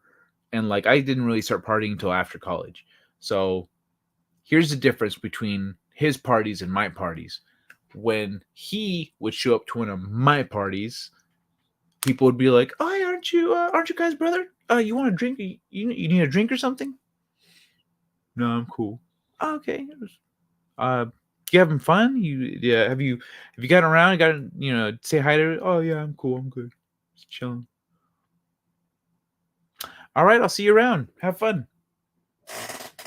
And then people would just peace out because no one wants to hang out with that motherfucker when you're being all mysterious and shit. You're at a party. Be fun. Me, on the other hand, when I would show up to his parties before he joined the fraternity, because once then it was all fraternity parties. But when he was like making friends with them and stuff, like or at least in the early days, actually, no, in the early days I would show up. But when I would show up, it was the reception went like such. I would open the door and I'd walk in, and then his friends would see me and go, "Ian's brother!" And I'd be like, "Hey, what's up, guys?" And that was the reception that I got when I showed up at his parties. I think that's why I stopped getting invited. But yeah, man. Like I always had something to smoke on, brought good beer, chilling, telling jokes. You know me. All right, I'm gonna go Mimi's. Hope to see you again soon. Have a good night, Diller. It was a pleasure meeting you, man. Take care of yourself. Sleep tight. Mint tea with lemon and bourbon over ice with a mint leaf garnish went well. Mint tea with lemon and bourbon over ice. All right. Yo, let's get some. Yeah, keep putting those in the chat. Keep putting these in the chat, and I'll clip this whole thing. I'll clip the segment with all the hey recommendations, classy tea party like recommendations from One Man Show. Sorry I'm late. Hey Dwayne, good to see you. I missed last night's show. Had too much for my birthday. Oh motherfucker, happy birthday! Happy birthday, Dwayne! One more year of fucking shit up in this world. Way to go. Yeah, it's no problem, man. Last night was the first night that I had a connection like this, I could actually have a functional show. Very nice. Before that, like Monday, Tuesday, were pretty fucked up. Last night was the first night it was working. So that's why tonight was the first night I actually had subjects in advance of the show, because before that I was just like, I don't know, man. I'm just kind of winging it right now. But happy birthday. Green tea pairs nicely with Irish whiskey. Really? Green tea pairs well with Irish whiskey. Pro tip, ladies and gentlemen, if you want some warm dirt water that's going to get you fucked up, green tea with whiskey, with Irish whiskey. I love me some bourbon, One Man Show. Do you know any bourbon recipes? I know. What is this one over here? You said bourbon over ice. Okay, so that was a bourbon one. What else you got? You got anything for tequila? Wookie is usually the guy with the Joel. I was the guy with the weed, but it wasn't free. Parties were business. Oh, okay. That's different. That wasn't me back then. Like, it could have been, but it wasn't at the time. At the time, I was just there to have fun. Like, yeah, let's all get high. It's a party. Hello, cute girl that wants to smoke. Come sit next to me. Vodka, lemon juice, and tea, shaken and served in a martini glass with a slice of lemon. Nice. That's vodka, lemon juice, and tea, shaken and served in a martini glass with a slice of lemon. That's some classy ass shit. What tea, though? What the fuck kind of tea? Any tea? Like black tea, green tea, ginseng tea, Earl Grey?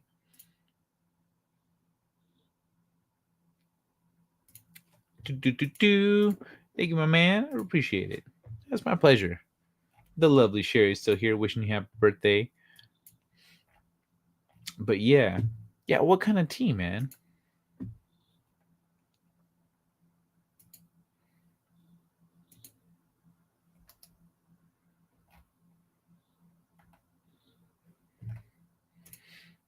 Do do do do. Wait, what's going on?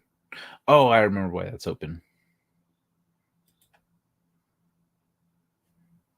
These motherfuckers are still going? Oh shit. What the fuck? How is this still going? I can't believe Mad Mardigan and the Speakeasy is still alive. I thought they'd be done so long ago. Oh shit. Earl Grey. I remember. Give me a minute. Yeah, no problem, man.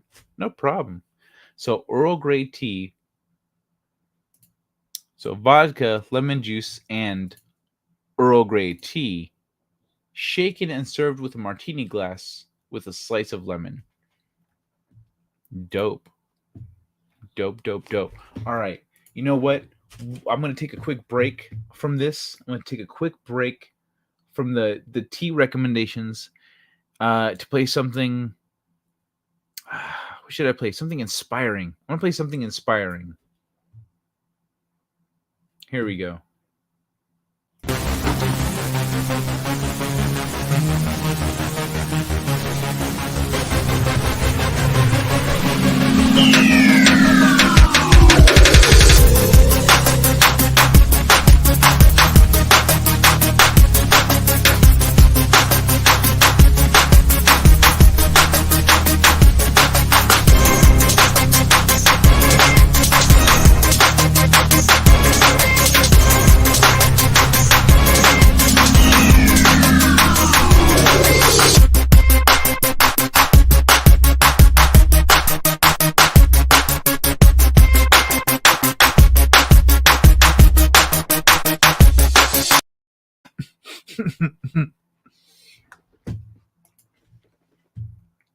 I love the one. That shit cracks me up.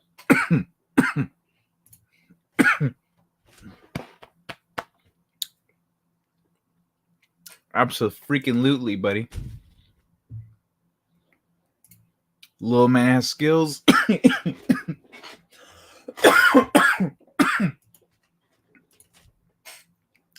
He's got aspirations. He's definitely got aspirations. Oh my god. I think he's gonna go farther than this guy.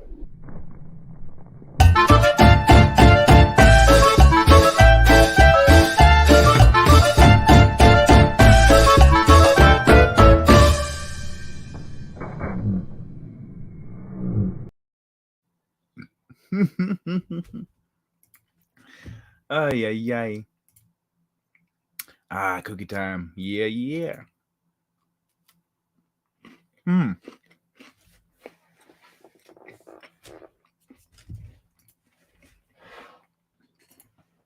One man show with another one. Earl Grey, a good English gin, combined with a very light touch of lemon and sugar with optional slice of lemon. Not absolutely sure on it, as gin was not popular. Okay. So maybe this one's for people who like gin. There are some people who explicitly they're like, no, I love gin. Like they're about gin.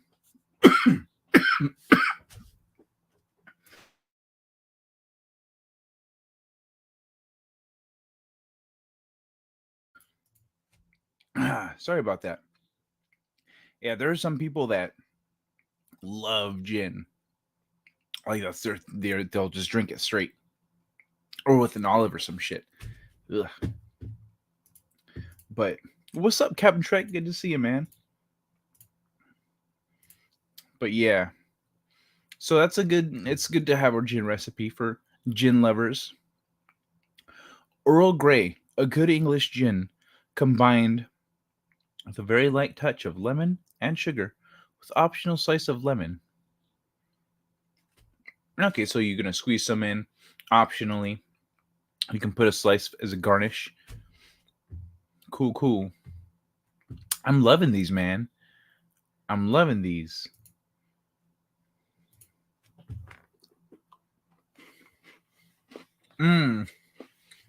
Okay.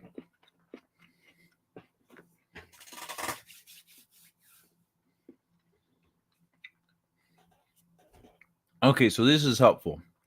It is helpful. The tea is usually whatever you like, unless I name a specific tea. Black, orange, oolong, mint, and green were my usual base teas. Okay, so if one of your recipes just says tea, that means any tea that you want. It's not really vital to the recipe. Gotcha. You want a joke?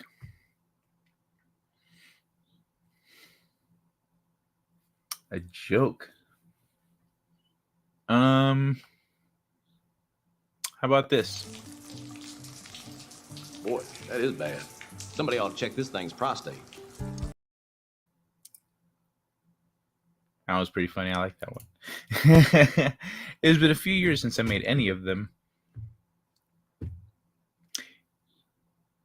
Hey, one-man show. The next time you have company over, you know who I'm talking about. You should make a couple of these. Be like, hey, so just talking to some friends about some of these drinks I used to make. Like, would you like one? Or you could just talk about it. Like, yeah, I used to make these drinks. We're talking about on this show, YouTube show, like, or what I was talking with some friends. You could downplay the YouTube thing.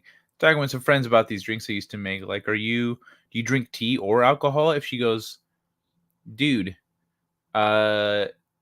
you just sang like a love song to me with everything you just said. Please and thank you. Earl Grey with tequila? Uh-huh. Like, you never know. Throw it out there. What did the carpet say to the floor, Wook? Hands up. I got you covered. Whatever tea you enjoy. No, Courtney. No. No. Bad, Courtney. Bad.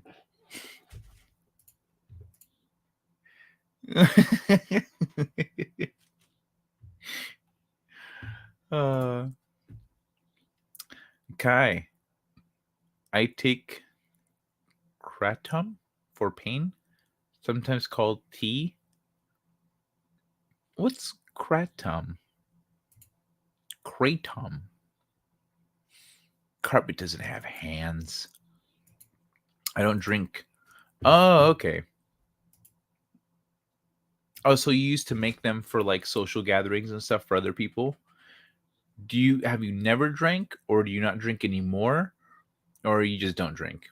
Like, don't drink anymore is like, no, I explicitly. Like, are you sober, or is it you just like, I don't drink anymore? Hey, cat. Yeah. We learned a lot today. Oh yeah, I never read this fucking mad scientist article. I pulled it up. I said I was gonna. Never did. Mad scientists trying to resurrect the Tasmanian tiger. The extinct Tasmanian tiger. Ambitious new project aims to bring an iconic marsupial species back from the dead.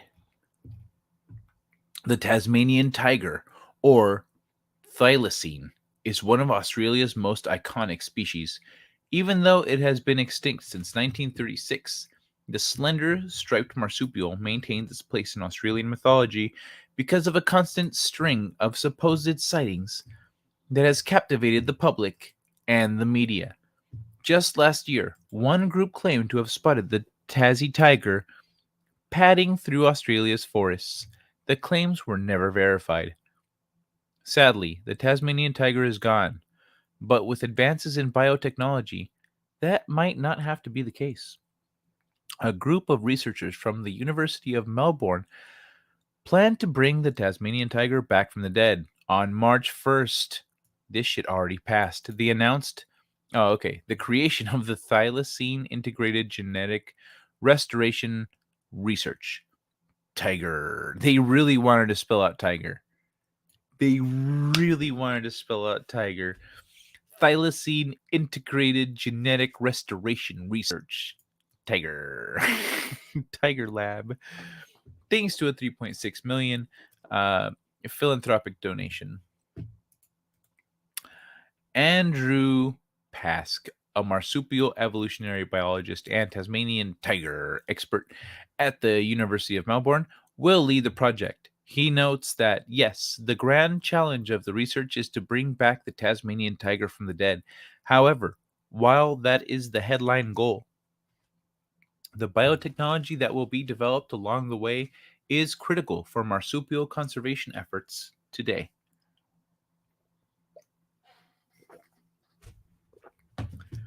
Wook. I'm with you there, man.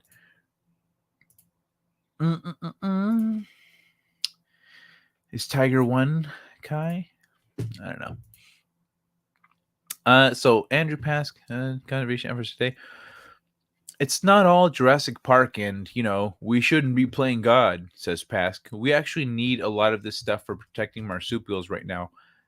There have been calls to resurrect the Tasmanian tiger for over 2 decades. In 1999, paleontologist Michael Archer took over as director of the Australian Museum and committed around $57 million to a project that hoped to clone the iconic marsupial from old specimens. It was called a fantasy at the time, and by 2005, it was canned. Since then, 2 decades of breakthroughs in gene editing have allowed scientists to dream big about de-extinction, the process of bringing extinct species back from the dead. The major revolution is thanks to CRISPR, a powerful DNA cut and paste tool, which presents a way for scientists to recreate the genetic code of species long extinct. The technology is at the heart of a proposal to bring back the woolly mammoth by 2027, led by the biotech firm Colossal. In September, the company announced it had received $15 million in funding and would attempt to have the first calves in 4 to 6 years and rewild herds of mammoth into the Arctic. Decoding the thylacine, bringing back that's pretty wild right there. Wild right there where we're at. I'm trying to remember the frou-frou drink. Vodka, orange juice, cranberry tea, if you can find it. Hold on. I'm trying to remember the frou-frou drink. I'm trying to remember the frou-frou drink. I said it right the third time. Vodka, orange juice, cranberry tea, if you can find it. Light squeeze of lemon with lemon garnish. Good for Christmas, but cran tea was hard to find pre-Amazon. Okay, cranberry tea?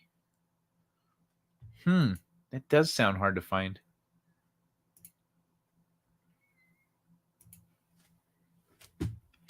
All right, back to the article. Decoding the thylacine. Bringing back a species would require understanding its DNA code from start to finish. Scientists would then be able to take cells from a related species and use CRISPR to change that code. For instance, the Tasmanian tiger is related to another marsupial species, the mouse-like Dinart. It turns out that Dinart is pretty much the closest thing to a thylacine of any living marsupial, he says. Starting with a Dinart cell, you can edit in all of the DNA differences to turn it into a Tasmanian tiger. Think of it like turning a copy of Harry Potter and the Sorcerer's Stone into a copy of Harry Potter and the Chamber of Secrets. You can leave some of the words, characters, sentences intact, but you're going to need to rejig and reorder the text so it becomes a completely different book. I don't know if that's a good example, but it's the one they used. First step is complete. Pask's group was able to decode a full genome of the Tasmanian tiger in a study published in Nature, Ecology, and Evolution back in 2017. However, the work needed to mold one species into another is still at least a decade away, Pask estimates. It is dependent on leaps in that technology over the next few years. The point of starting the Tiger Lab is to use gene editing techniques developed at places like Colossal to make more immediate gains in marsupial gene editing, Pask adds. He speaks specifically to one project, gene editing in the quoll, an endangered species of carnivorous marsupial. Quoll numbers have declined dramatically across Australia thanks to urbanization and the invasive cane toad. What is a quoll?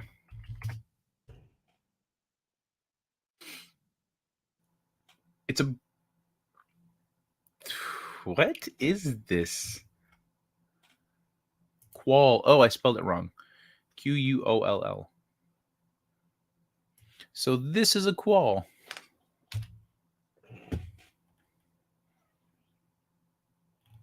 Interesting. Yeah, that's a quoll. All right, so these are quolls. Oh, they're cute. They look. What the spotted look is weird. All right, so that's a quoll.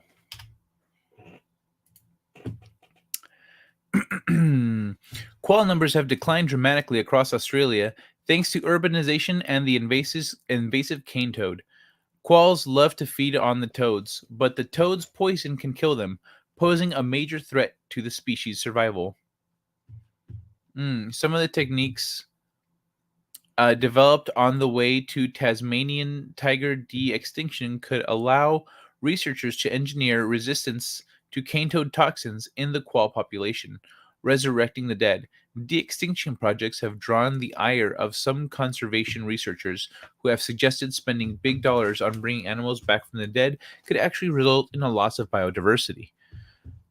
The argument against bringing species back is that there's a significant cost involved in maintaining the populations. For Pask, at least, the Tasmanian tiger is a special case with obvious benefits. The environment it lived in 90 years ago hasn't changed all that much, and it was the apex predator of the time. You could slot it back into the environment, he suggests, and immediately see the benefits. Much like we saw in Yellowstone with wolves, when they reintroduced wolves into Yellowstone Park, it completely changed the ecology of the region. It changed because they were now hunting overpopulated, deer and herbivores. That allowed more plants to grow in different areas, and it changed the whole park. So predators actually play a very big part in a healthy environment and biodiversity.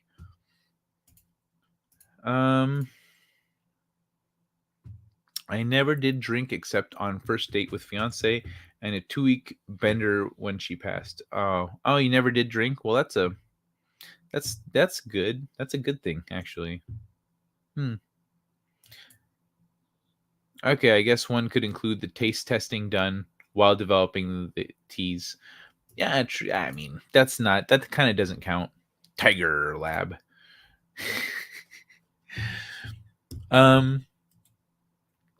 So it wouldn't be, and another thing here with you can see immediately the benefits. The woolly mammoth is another one that it has positive ecological effects on its environment, on the tundra, and so there would be benefits to bringing that back. Camels and horses here in the United States, they found that camels and horses in the deserts, they'll dig water holes and it'll bring vegetation and it'll change the landscape of the desert. Essentially, if you have enough horses and camels, they could turn your desert into like a lush, over time, over generations, they'll turn it more lush, which is nuts because they have hooves. Their hooves, they can just dig, and they'll just sit there and dig until they've got water. But yeah, so it wouldn't be as simple as just breeding and dropping off baby tigers, though. It's likely such a project would require intense monitoring and maintenance, and the effects on the overall ecosystem are hard to predict. Understanding the complexities and the interplay between species is a key consideration, and any intervention would need to be discussed with stakeholders. Will we see Tasmanian tigers roaming Australia in the next decade? It's hard to say. The pedigree of Pask's laboratory and the funding certainly puts humanity on the path to such a future. The biotechnical advances in gene editing demonstrate that we've entered a new reality where science has the power to manipulate DNA in a way that can, in theory, bring back extinct species. As I wrote in 2019, with our power over the genome increasing every day, the question is no longer can we, should we. First published March 1st, 2022. So, yeah, mad scientists bringing back dead species. They look like rodents. Yeah, they do, but they look cuter though, because they also look like predators. Breed tigers like cattle. No extinction. No more poachers. Everyone gets a tiger. Rug, super cheap. Win, win, win. Oh, I see. Breed tigers. I I don't know if that's possible. Like cows are docile, you know. Did that in Colorado where I used to live. They reintroduced the gray wolves. Nice, nice, good. Yeah, they've been doing that more. Like after success in Yellowstone, they started doing that in more and more places. They just started killing the cattle like was suspected. They just started killing the cattle. That sucks. Tiger steaks, expected. Yeah. Oh my god, that sucks. Well, like that's the thing. In Yellowstone, it's a national reserve. There's not fucking cattle farms next to them, you know? If you're reintroducing wolves next to cattle farms, that's retarded. That is fucking dumb. No. No. If you need wolves in that environment, you know what? You're going to have to move those cattle farms. Move those cattle farms away from the wolf areas. Like move them on the other side of the city. If they have to pass through a city to get to the cattle farms, they won't go. Like you got some logistical issues there. At a national park? Nah, I ain't gotta worry about that shit. Yes. Horses and camels were both here in the United States. We had native species of both here in the United States. Camels actually evolved here on the United States. Camels evolved here and then spread, and then they died off here along with all the other large mammals that were here and horses and saber-toothed tigers and woolly mammoths and giant sloths. All the big mammals here died. And yeah, so definitely I do. You know what's not retarded? Tennis balls.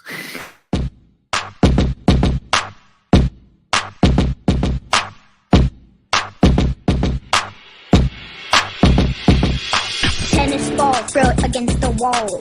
Tennis ball, throw it against the wall. Tennis ball, throw it against the wall. Bounce, bounce, bounce, bounce, bounce. Tennis ball, throw it against the wall. Tennis ball, throw it against the wall. Tennis ball, throw it against the wall. Bounce, bounce, bounce, bounce, bounce. Tennis ball, throw it against the wall. Tennis ball, throw it against the wall. Tennis ball, throw it against the wall. Helps me forget about my cancer.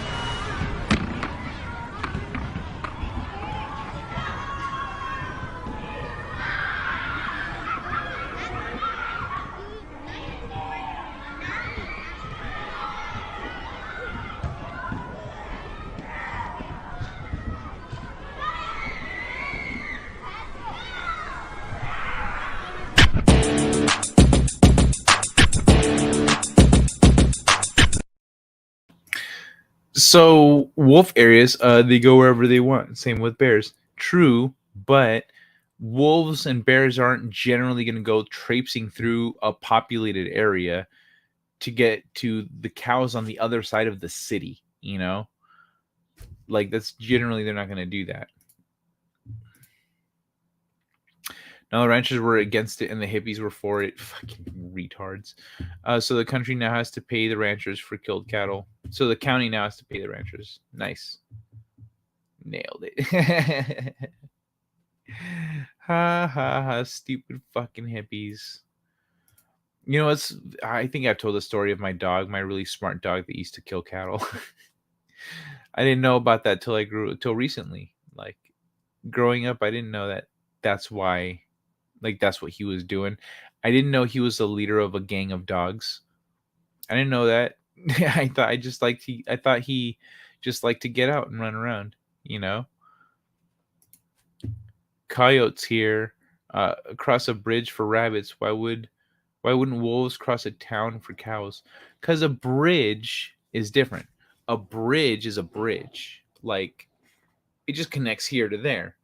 They could look down the bridge and see there's no humans coming and just hoof it across the bridge. Cars passing them on the way and shit. They don't care. They're on the sidewalk. They're smart. So, and they're just gonna hustle over there, get some dinner, and hustle on back. But like a town, you gotta go through neighborhoods, you gotta go through streets, maybe some back alleys, cars, people, you know, and then if you get attention, then you start getting hunted, you know, animal control gets called, and then you're running, and then people got their dogs are barking at you, and you're like, hey, don't make me go in there and fuck you up. But then there's like, you're like, oh, there's like 4 dogs in there, you know, etc. So eventually they either get caught or they decide, you know what, I'm walking around, I smell cows, they're somewhere, but I'm gonna get caught up, I need to bounce, and they're gonna head back home. But yeah, like a populated area is different.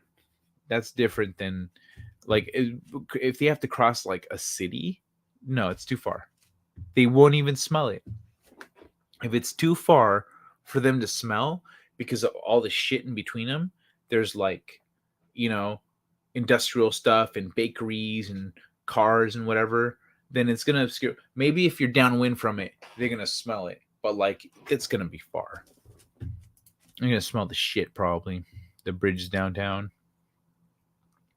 And all out in the open, they don't care.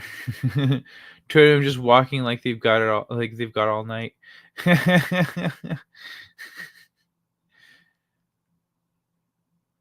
Damn, that's nuts, dude. Just 20 coyotes, just like cruising down the street like some fucking greasers. It says Steamboat was Wook. There is wildlife everywhere. That's nuts, dude. That's a lot. I mean, that's a great opportunity to get rid of all the coyotes, you know, like, hey, you know where the coyotes are, you want to get rid of them. There they are. Do what you're gonna do.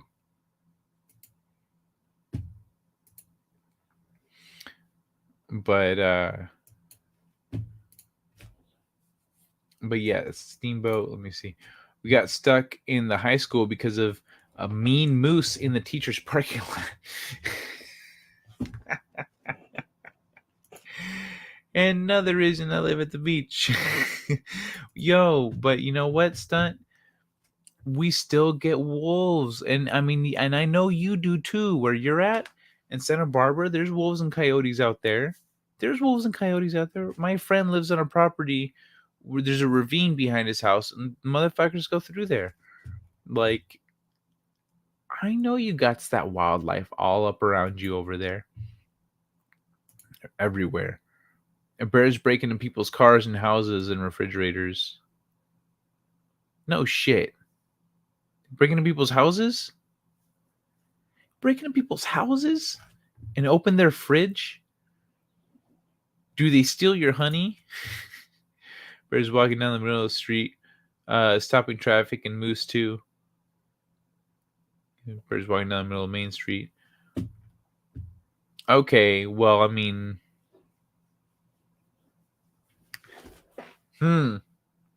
just not giving a fuck. Usually when shit's real loud, they get all twitchy. They're like, well, okay, I'm gonna go over here. But like, from what I've seen, but shit, I guess if they're just like, Not giving a fuck. That's a problem. On the coast in my retirement. Okay. Oh, rock and roll. Stunt Brat, have you done any of the things we was talking about on that conspiracy stream where we were talking about your health and like getting a group together and start doing some investigating on things? Have you made any progress? Are you not really looking to do any of that? I don't know. Where are you at with it? When I was little, there used to be wild donkeys and mountain lions. You know what? So check it out. When I was in preschool, next to, so there was like, like there's the playground, and then there's like the school, and then over here on the far end of the school there's like the preschools on the far side of the school on the opposite side, and they have their own little playground over here. And so in that little playground, adjacent that playground, there's like a forest. We thought it was a forest. It's just a bunch of trees. But there was enough trees, it was a thicket of trees. And we thought a bear lived there. And so sometimes we would just go up to the fence and be like talking about how there's a bear in the forest. When I grew up and I found out what's actually on the other side of that fence, that's just the back lot of like the church. They got all these trees and shit back there. They've got like a little forest back there. I don't know why. It's how it is. But like as a kid, I thought there was a bear. And I thought there was this massive forest that I couldn't logically explain if I'd really thought about it, because I knew everything that was around our like area. So I belong at the beach, minus the fact I shouldn't be in the sun. Why don't you go bunk up with Stunt Brat? I was playing. I'm not trying to like put you on an uncomfortable position. I'm sorry. Break into ours, find out what happens. We don't call 911. Kai and my beloved chat, I am in. Hey, Courtney. Yeah, I have so many articles from the paper. I'll show you. So they cracked me up. Okay. Not when they used to it. Not when they're used to it. Yeah, no, that makes sense. If they're like, whatever. You're not going to do shit. Honk more, bitch. Honk more. I'll swat your fucking mirror off the side of your car. What are you going to do? Yell at me? Just march off. Being a bear. You know what that shit reminds me of? That is perfect. Perfect segue. Where'd it go? Hold on, it's over here. Look, do sharks complain? Whoops. Do sharks complain about being about Monday? Do sharks complain about Monday? No. No, they're up early, biting stuff, chasing shit, being scary, reminding everyone they're a fucking shark. I don't give a fuck, it's Monday. Fuck, it's Monday. So yeah. That's what it is. Behind the elementary school, there was an avocado grove.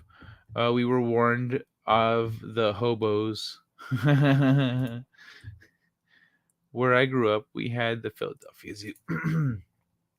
That's pretty cool. And some deer, though. We had deer. All right. I like the San Diego Zoo. Oh, yeah. The San Diego Zoo is awesome. That was awesome. I went there as a kid. I haven't been there actually since I was a kid. Twain, I gotta go there sometime. Take my nieces and nephews or something. Yeah, man. I love this shark one, though. Do sharks complain about Monday? No. Check this shit out, too. Look at that. It's badass. That's a badass bed right there.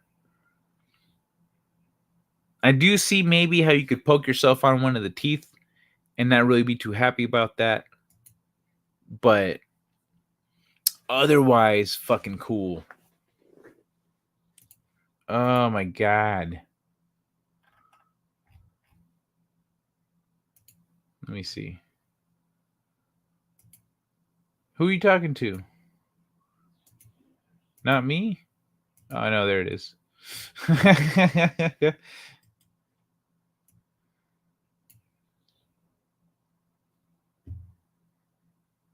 What? Rise. Bear break-ins on the rise. Oh, okay.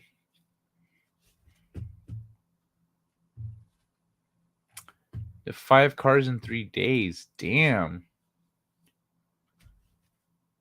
Is there getting ready for local bears to go to sleep for the winter? So like so before what's it called? So before the winter hits, they're just breaking into cars and people's houses and just getting all the fattiest food they possibly can. They're like, dude, this is the good shit right here. Like, this is gonna keep us good while we're hibernating. Like, get all these Twinkies. This guy left some beef jerky in his car. What a dumbass.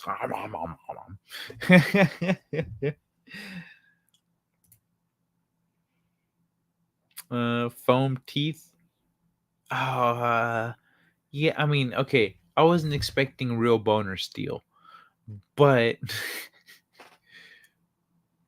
essentially, like if it comes to, it looks like they actually come to a point, not like a sharp point, but like a point, enough of a point that if you were to whack anything on it, it would still hurt. You go like, it might make you a little numb. If you hit your funny bone, it's gonna suck, you know. So yeah, I'll leave that one for later.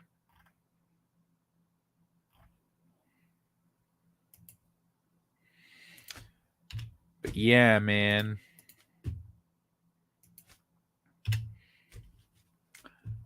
All right, then they learn that old people taste like Cheetos. Because they dust. You just turn into dust in your mouth. That actually happened to me on oh my god. I was eating so I freaking love mazapan. Mazapan is so good. And so if anyone doesn't know what mazapan is, you know what? Let me just mazapan.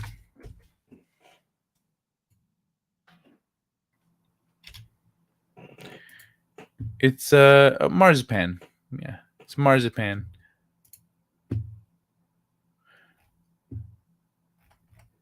So I freaking love these. I love these so much. They're so good. They're amazing, but they're very dry. So they're like, dude, these things, I don't know if you've ever seen them, but they're what's it called? The paper that they're wrapped in, it's like they're really brittle. It's easy to break them apart. So when I was little, and I think I've talked about this with Brian and Mild, and I don't know who else in the chat. When I was little, I used to like take the time to peel it very carefully until I could finally open it without breaking it. And that was like a big accomplishment for me.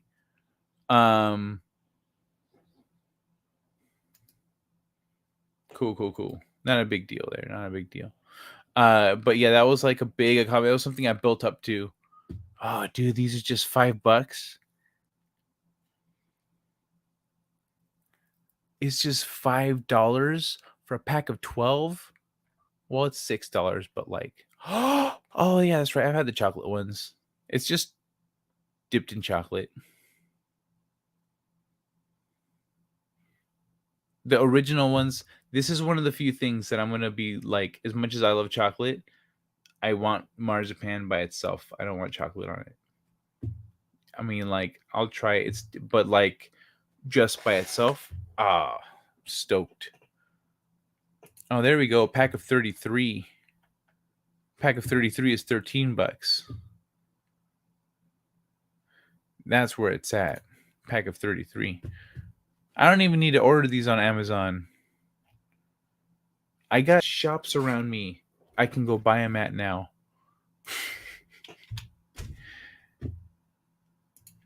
I could go tomorrow. No, wait. I left my car at the mechanic. I could go the day after tomorrow. They loot everything. No, Courtney. Bears. I'm sorry to break it to you, but bears are not cartoon characters. Bears don't loot anything. People come by after the bear has broken your windows looking for food, and they loot everything. The bear might steal your food. The bear's like, yo, this half-drank Starbucks in here. You know, like the bear is just going to munch on whatever's in your car. If you left a bag of Wendy's in there, it's getting the last of your fries, you know? But like, now you got an open window. The bear ain't like, and then, oh shit, that's a nice, that's a nice iPod. That's a nice iPad. That's a nice phone. Look at that charger. I'm gonna grab this purse too. Like that's not the bears. That is not the bears. Articles about all the break-ins from the bears. Yes, they loot everything. No.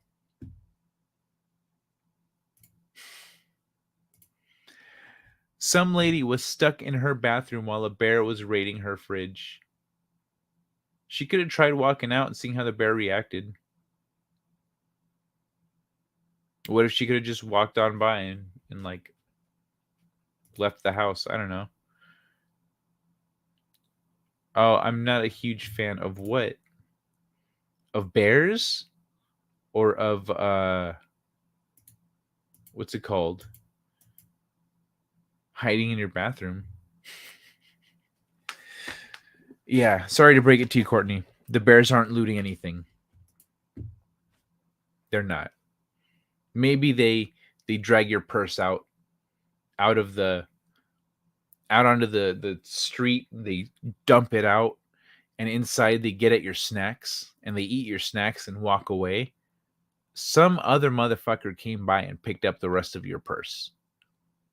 The bear didn't like put that shit over its shoulder and walk away like, I'm gonna put some snacks in here for the winter. It's not how bears work.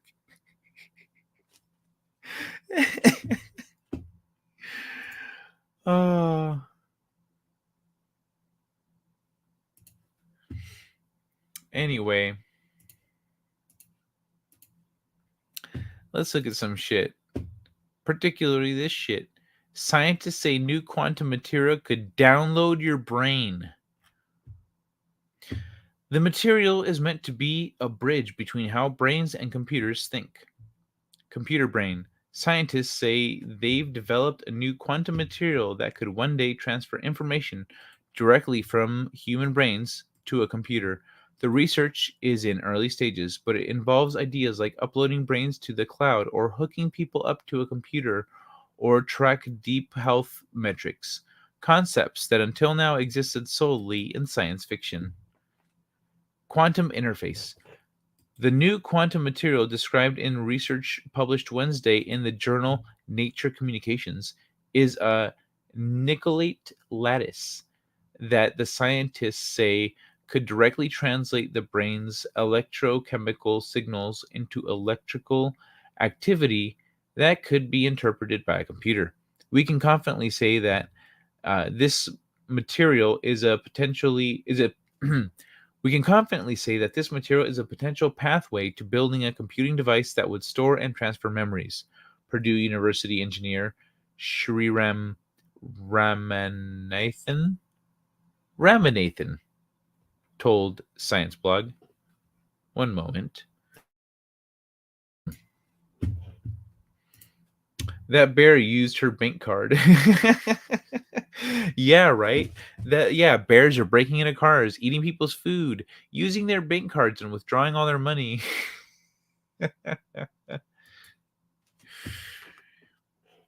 So running diagnostics. Right now, the new material can only detect the activity of some neurotransmitters, so we can't yet upload a whole brain or anything like that. But if the tech progresses, the researchers hypothesize that it could be used to detect neurological diseases or perhaps even store memories. Imagine putting an electronic device in the brain so that when natural brain functions start deteriorating, a person could still retrieve memories from that device. Okay, so the thing is that we're currently at the point with that when you're where we can help, where we can start reversing the effects even of memory loss and Alzheimer's. Like, we're at the point where we're starting to reverse the effects of it. So I mean, it feels like at some point that would be a little bit redundant if we're already finding that by just helping the body, helping the brain clear itself of the plaque that builds up in the brain, that as we age it gets less efficient at cleaning up. Just by doing that, we're seeing the reversal in memory loss. So what were we talking about? This was a scientist say they could they created a new quantum material that could download your brain. Excuse me.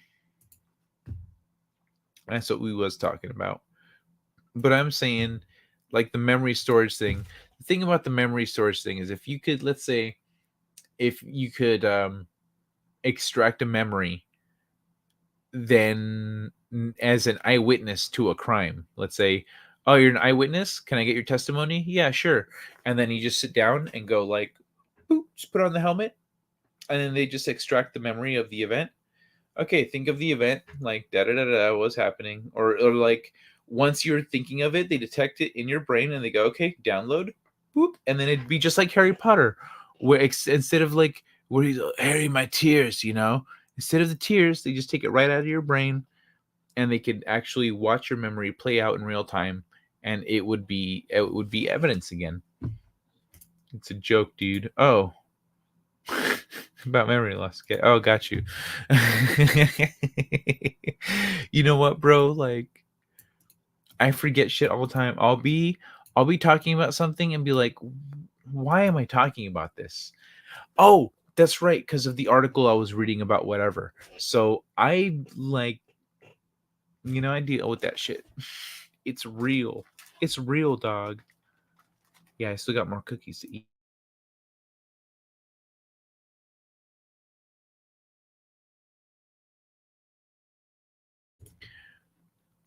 But yeah, memory loss is only like a little part of it. All right, let me update this here. 2, 3, 4.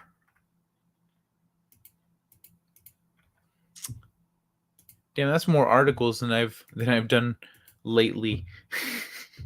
Usually we're just fucking around here for like the whole time.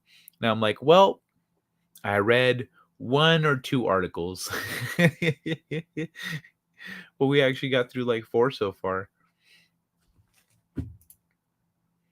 I'm aware of my own deficiencies, so I take steps to, not make assumptions based on that, because of like I do that shit all the time.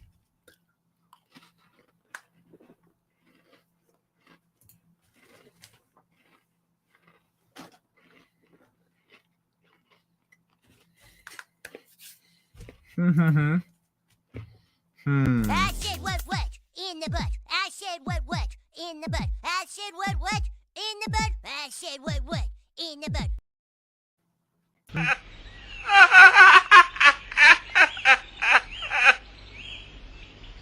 now for something completely different.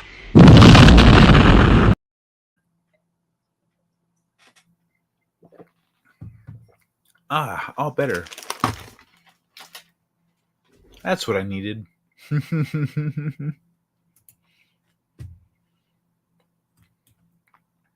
So, on the local paper, the home break-in. Okay, yeah. Thanks for the bear articles, Courtney.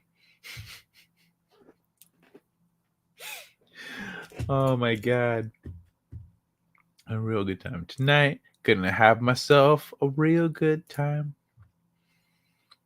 That was on key, right? I know it wasn't. It was not. It was not. Damn. It's not even 2 right now? It feels so late. And like, I mean, I didn't get that much sleep yesterday, but it still feels really freaking late. Yeah, I don't know. And I'm not even as hungry as I usually am either. Let me see. I've got two more things here marked off for possibly reading tonight.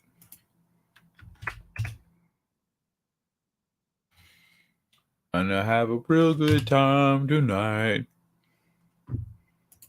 It's 2:44. It's only 1:44 for me. No, you're not that far. You're not that far away, Wookie. I thought you were further out, like more towards the East Coast. No time zones. The Earth is flat. I'm a rocket man. You know what's funny about that? Like that's such a. Hold on. You know what's funny about that? That's such a simple thing. Such a simple thing to check. Like if you believe that the Earth is flat, like you could call your friend right now with the technology that we have. You could be like, "All right, I'm gonna test this shit." Me and my other buddy who think the Earth is flat, both like are doing this. So you have your buddy drive to another state, to wherever the fuck, just drive somewhere else. Drive like, to where you're in another time zone, maybe 2 time zones over, and be like, all right, okay, so what time is it for you right now? According to the time zones. Okay, it's 5 for you, it's 8 for me. But it is the same time. Like we're living in the same moment, like in terms of physics, it's the same time. And so, all right, is the sun up for you? No. Is the sun up for you? Yes. Well, then how the fuck is that possible if the earth is flat? How is that possible? People like privileged people, rich motherfuckers who think the earth is flat be flying around on jets, looking at the curvature of the earth, be waking up at different times, be calling their friends in Paris. Friends like, dude, it's fucking midnight over here. Oh, I'm sorry, I forgot about the time difference because of the earth is a sphere. No. Like, how does that not like work for, I don't know. Arizona. Oh, rock and roll, man. Did you go to the Arizona meetup? I didn't, clearly, but 4 a.m. here in Iowa. I don't understand how getting on a plane and looking out the window doesn't convince these morons. I know, right? These motherfuckers are flying around all the time. And like, I don't know, man. I don't get it. It's funny. I was watching a documentary about flat earthers, and like, so one of the guys was like, "Yeah, I'm gonna prove it." And they're like, "Really?" He says, "Yep. Come check it out. This is the experiment I'm doing." So I'm doing this and that, and I'm lining it up, and I'm using a laser, and yada yada yada. He explained this whole experiment, and it was actually sound. It was a good experiment.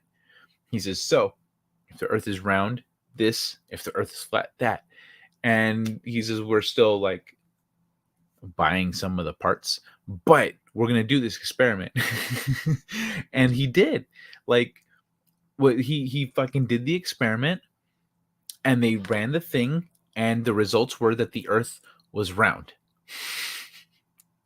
And he thought to himself, huh, I must have fucked something up. That was his logic. Like, he looks at the results, he looks at his machine, he's like, I must have done something wrong. And then he starts like trying to figure out, he starts troubleshooting. But like, he got the results of his experiment, which the other people were like, that's actually a good experiment. Like, it's clever. It was clever. And fucking sure enough. Sure enough. Oh man. It's great. Like, he got proved with his own experiment. He proved himself wrong. And he was like, I fucked something up here. This can't be right. Clearly, these results are skewed because of my own fallibility, which is actually really, really sweet, to see that he's humble like that. He's willing to entertain, like, you know what? I'm trying to figure out some big questions here. I saw a guy prove the earth was flat by pouring water on a plane and a basketball. Water stays on the plane, doesn't it? I nearly pissed myself. Wait. Oh.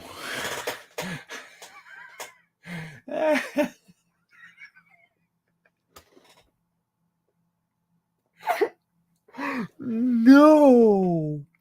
No. Oh, on a plate. Oh, on a plate. My bad. On a plate. Okay. I don't know why I saw plane. A dinner plate. You put it on a plate, and the water stays on a plate, doesn't it? But on the basketball, it falls off. All the water just pours right off the ball. If the Earth was flat, all the water would just fall right off the planet. Duh. All-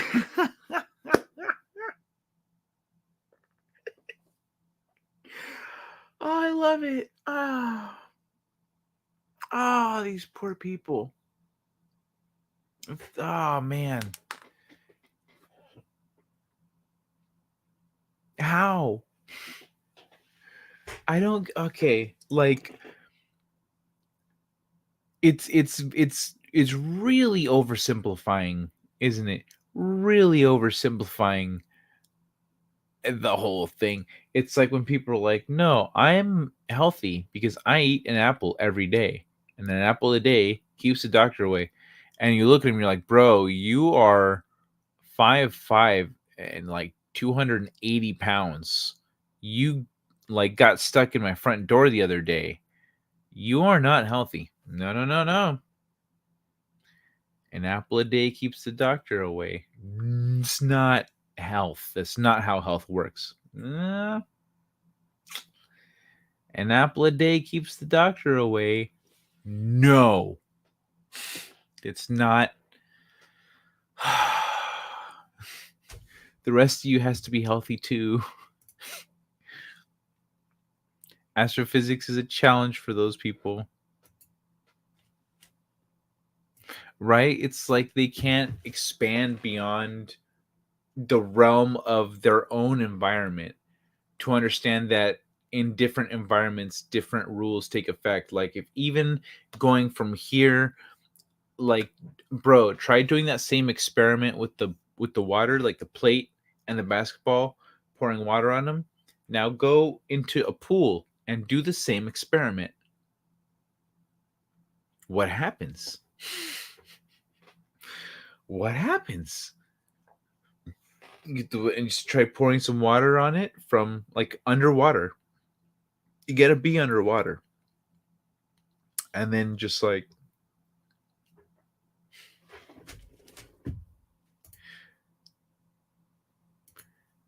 because okay, well now what happens if you take that into space? And what like there's no you got to think bigger than just one thing. This one thing determines everything. People get stuck on that shit. But the fun thing about one thing determining everything is that if that one thing is math, it could be determining everything in your life.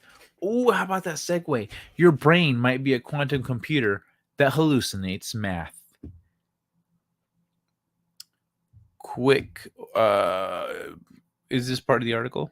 Yes. I'll make it bigger. Quick, what's 4 plus 5? 9, right? Slightly less quick. What's 5 plus 4? Still 9, right? Okay, let's wait a few seconds. Bear with me. Feel free to have a quick stretch. Now, without looking, what was the answer to the first question? It's still 9, isn't it? You've just performed a series of advanced brain functions. You did math based on prompts designed to appeal to entirely different parts of your brain, and you displayed the ability to recall previous information when queried later. Great job. This might seem like old hat to most of us, but it's actually quite an amazing feat of brain power. And based on some recent research by a pair of teams from the University of Bonn and the University of Tübingen, these simple processes could indicate that you're a quantum computer. Let's do the math. Your brain probably isn't wired for numbers. It's great at math, but numbers are a relatively new concept for humans. Numbers showed up in human history approximately 6,000 years ago with the Mesopotamians, but our species has been around for about 300,000 years. Prehistoric humans still had things to count. They didn't randomly forget how many children they had just because there wasn't a bespoke language for numerals yet. Instead, they found other methods of expressing quantities or tracking objects, such as holding up their fingers or using representative models. If you had to keep track of dozens of cave mates, for example, you might carry a pebble or represent each one. As people trickled in from a hard day of hunting, gathering, and whatnot, you could shift the pebbles from one container to another as an accounting method. It might seem so optimal, but the human brain doesn't really care whether you use numbers, words, or concepts when it comes to math. Let's do the research. The aforementioned research teams recently published a fascinating paper titled Neuronal Codes for Arithmetic Rule Processing in the Human Brain. As the title intimates, the researchers identified an abstract code for processing addition and subtraction inside the human brain. This is significant because we really don't know how the brain handles math. You can't just slap some electrodes on someone's scalp or stick them in a CAT scan machine to suss out the nature of human calculation. Math happens at the individual neuron level inside the human brain. EKG readings and CAT scans can only provide a general picture of all the noise our neurons produce. And there are some 86 billion neurons making noise inside our heads. Those kinds of readings aren't what you'd call an exact science. And the Bonn and Tübingen teams got around this problem by conducting their research on volunteers who already had subcranial electrode implants for the treatment of epilepsy. 9 volunteers met the study's criteria, and because of the nature of their implants, they were able to provide what might be the world's first glimpse into how the brain actually handles math. We found abstract and notation independent codes for addition and subtraction in neuronal populations.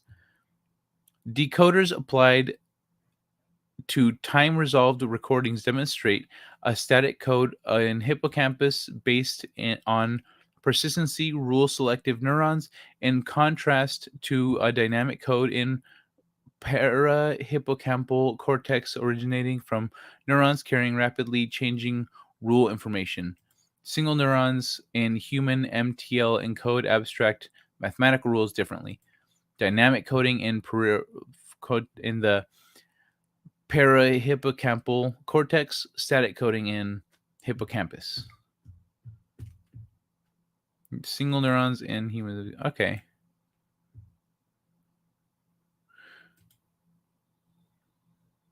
So basically, the researchers saw that different parts of the brain light up when we do addition than when we do subtraction. They also discovered that different parts of the brain approach these tasks with different timing. It's a bit complex, but the gist of it is that one part of our brain tries to figure out the problem while another works on the solution. As the researchers put it, neuron recordings in human and non-human primates, as well as computational modeling, suggest different cognitive functions for these two codes for working memory. Although a dynamic code seems to suffice for short maintenance of more implicit information in memory, these intense mental manipulation of the attended working memory contents may require a static code. Following this logic, parahippocampal cortex may represent a short-term memory of the arithmetic rule, whereas downstream hippocampus may do the math and process numbers according to the arithmetic rule at hand. How long does this go? Okay. The art of math. That's why two humans of relative intelligence and education can perceive the same scene differently when it comes to processing math. Can you guess how many candies are in this jar below? I don't care. So what does it all mean? That remains to be seen. The simple fact that scientists were able to observe individual neurons participating in the math process inside human brains is astounding, but it could take years of further research to understand the ramifications of these findings. First and foremost, we have to ask, is the human brain a quantum computer? It makes sense, and this research might give us our first actual glimpses at a quantum function inside the human brain, but as far as we can tell, they were only able to record and process hundreds of neurons at a time. That's obviously a very tiny drop in a giant bucket of data. To help that, researchers created an artificial intelligence system to interpret the data in a more robust manner. The hope is that continued research will lead to greater understanding of math processes in the brain. Per the paper's conclusion, more fine-grained analysis, ideally combined with perturbation approaches, will help to decipher the individual roles of brain areas and neuronal codes in mental arithmetic. So it could be greater implications on a greater scale. Which is accurate. The human brain is probably a quantum computer. Either that or it's poorly designed. I'm on the boat of like, we're probably a quantum computer. That sounds way more logical. But yeah. Dinner plate. Good morning, Tina. I hope you slept well. Can you repeat that? Tina missed it. Tina can rewind. Yay. So yeah, that's a thing. Boom, baby. I think I'll call that for the night on that stuff. I'll just hang out with you guys for now until that's it. Until we wrap. We are 3 hours in now, so I'm not going to be going very much longer, but how is everyone doing? How is your weeks? Today's Thursday, so tomorrow's Friday, or at least today's Friday now. But we're all going to wake up into Friday. It's the weekend. Did y'all get your shit done? Did you meet all your goals? Do you have any plans for the weekend? My plans are partially to work. So Thursdays Thursdays at 9, I have a meeting with my buddy, and because we're working on a project together, so we have our meeting and we work on that. So today I gave myself some deadlines on that stuff, and he's not expecting me to get it done as fast as I want to get it done, but excuse me, I think I can do it. Like if I stick to my schedule, I can get it done. So it is a lot, but yeah, I think this is going to be a really good thing. I have to go. Rita already crashed the couch. I will sleep on the other one. Make sure she's okay. Be blessed, all you. Take care, Dwayne. Sleep tight, brother. And thanks for taking care of Rita there, buddy. Our love to her when you see her in the morning. Everyone in Late Night Delight said hi. They all missed you. You know, whatever you want to say. Sleep tight, man. I want to hear that one again, just for this song.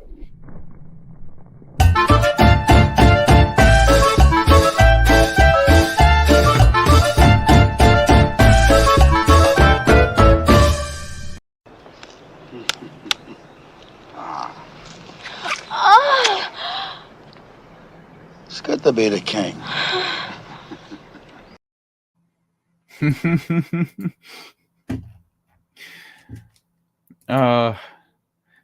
I had some fun with the new clips, and I had to I got rid of some of the older ones, but these new ones are fun. I think that's gonna be my approach now. Is I'm gonna find something funny that I can use and like kind of make it my own, like with the like with the van or with this one.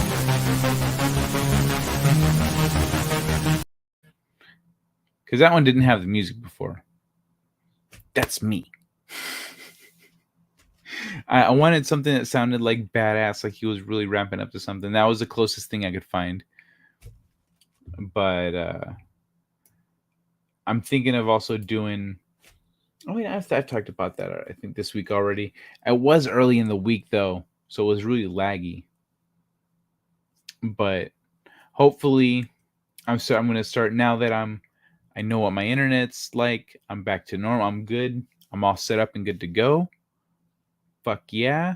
It took pretty much an extra several days more than I thought it would. But fuck it. I'm online. I'm rocking, baby. So I'm going to be doing a lot soon now that I'm back because I need to catch up. But I will catch you all later. I'm going to wrap it up. I think it's time. So thanks for hanging out, y'all. Don't forget to drop a like. And if you leave a comment, I'll always try to reply. Really appreciate those. I think people that watch on the replay tend to leave comments. But thank y'all for hanging out, for chatting with me, keeping me company at night. Rock out with your socks out. All right, y'all. It's been a blast. Courtney, One Man Show, Wookie, Dwayne, the lovely Stunt Brat, mwah. Tina, thank you all for kicking it. I appreciate you all. I will see you tomorrow for the last show of the week, for the Friday show, and then it's the weekend. I take some time off, and I will see y'all on Monday. Much love, everybody. Second star to the right. And straight on till morning. Set a course. For home. I'm reading an ion storm on that trajectory, sir. Should I go around it? We can't be afraid of the wind, Ensign. Take us to Warp 4. It is the unknown that defines our existence.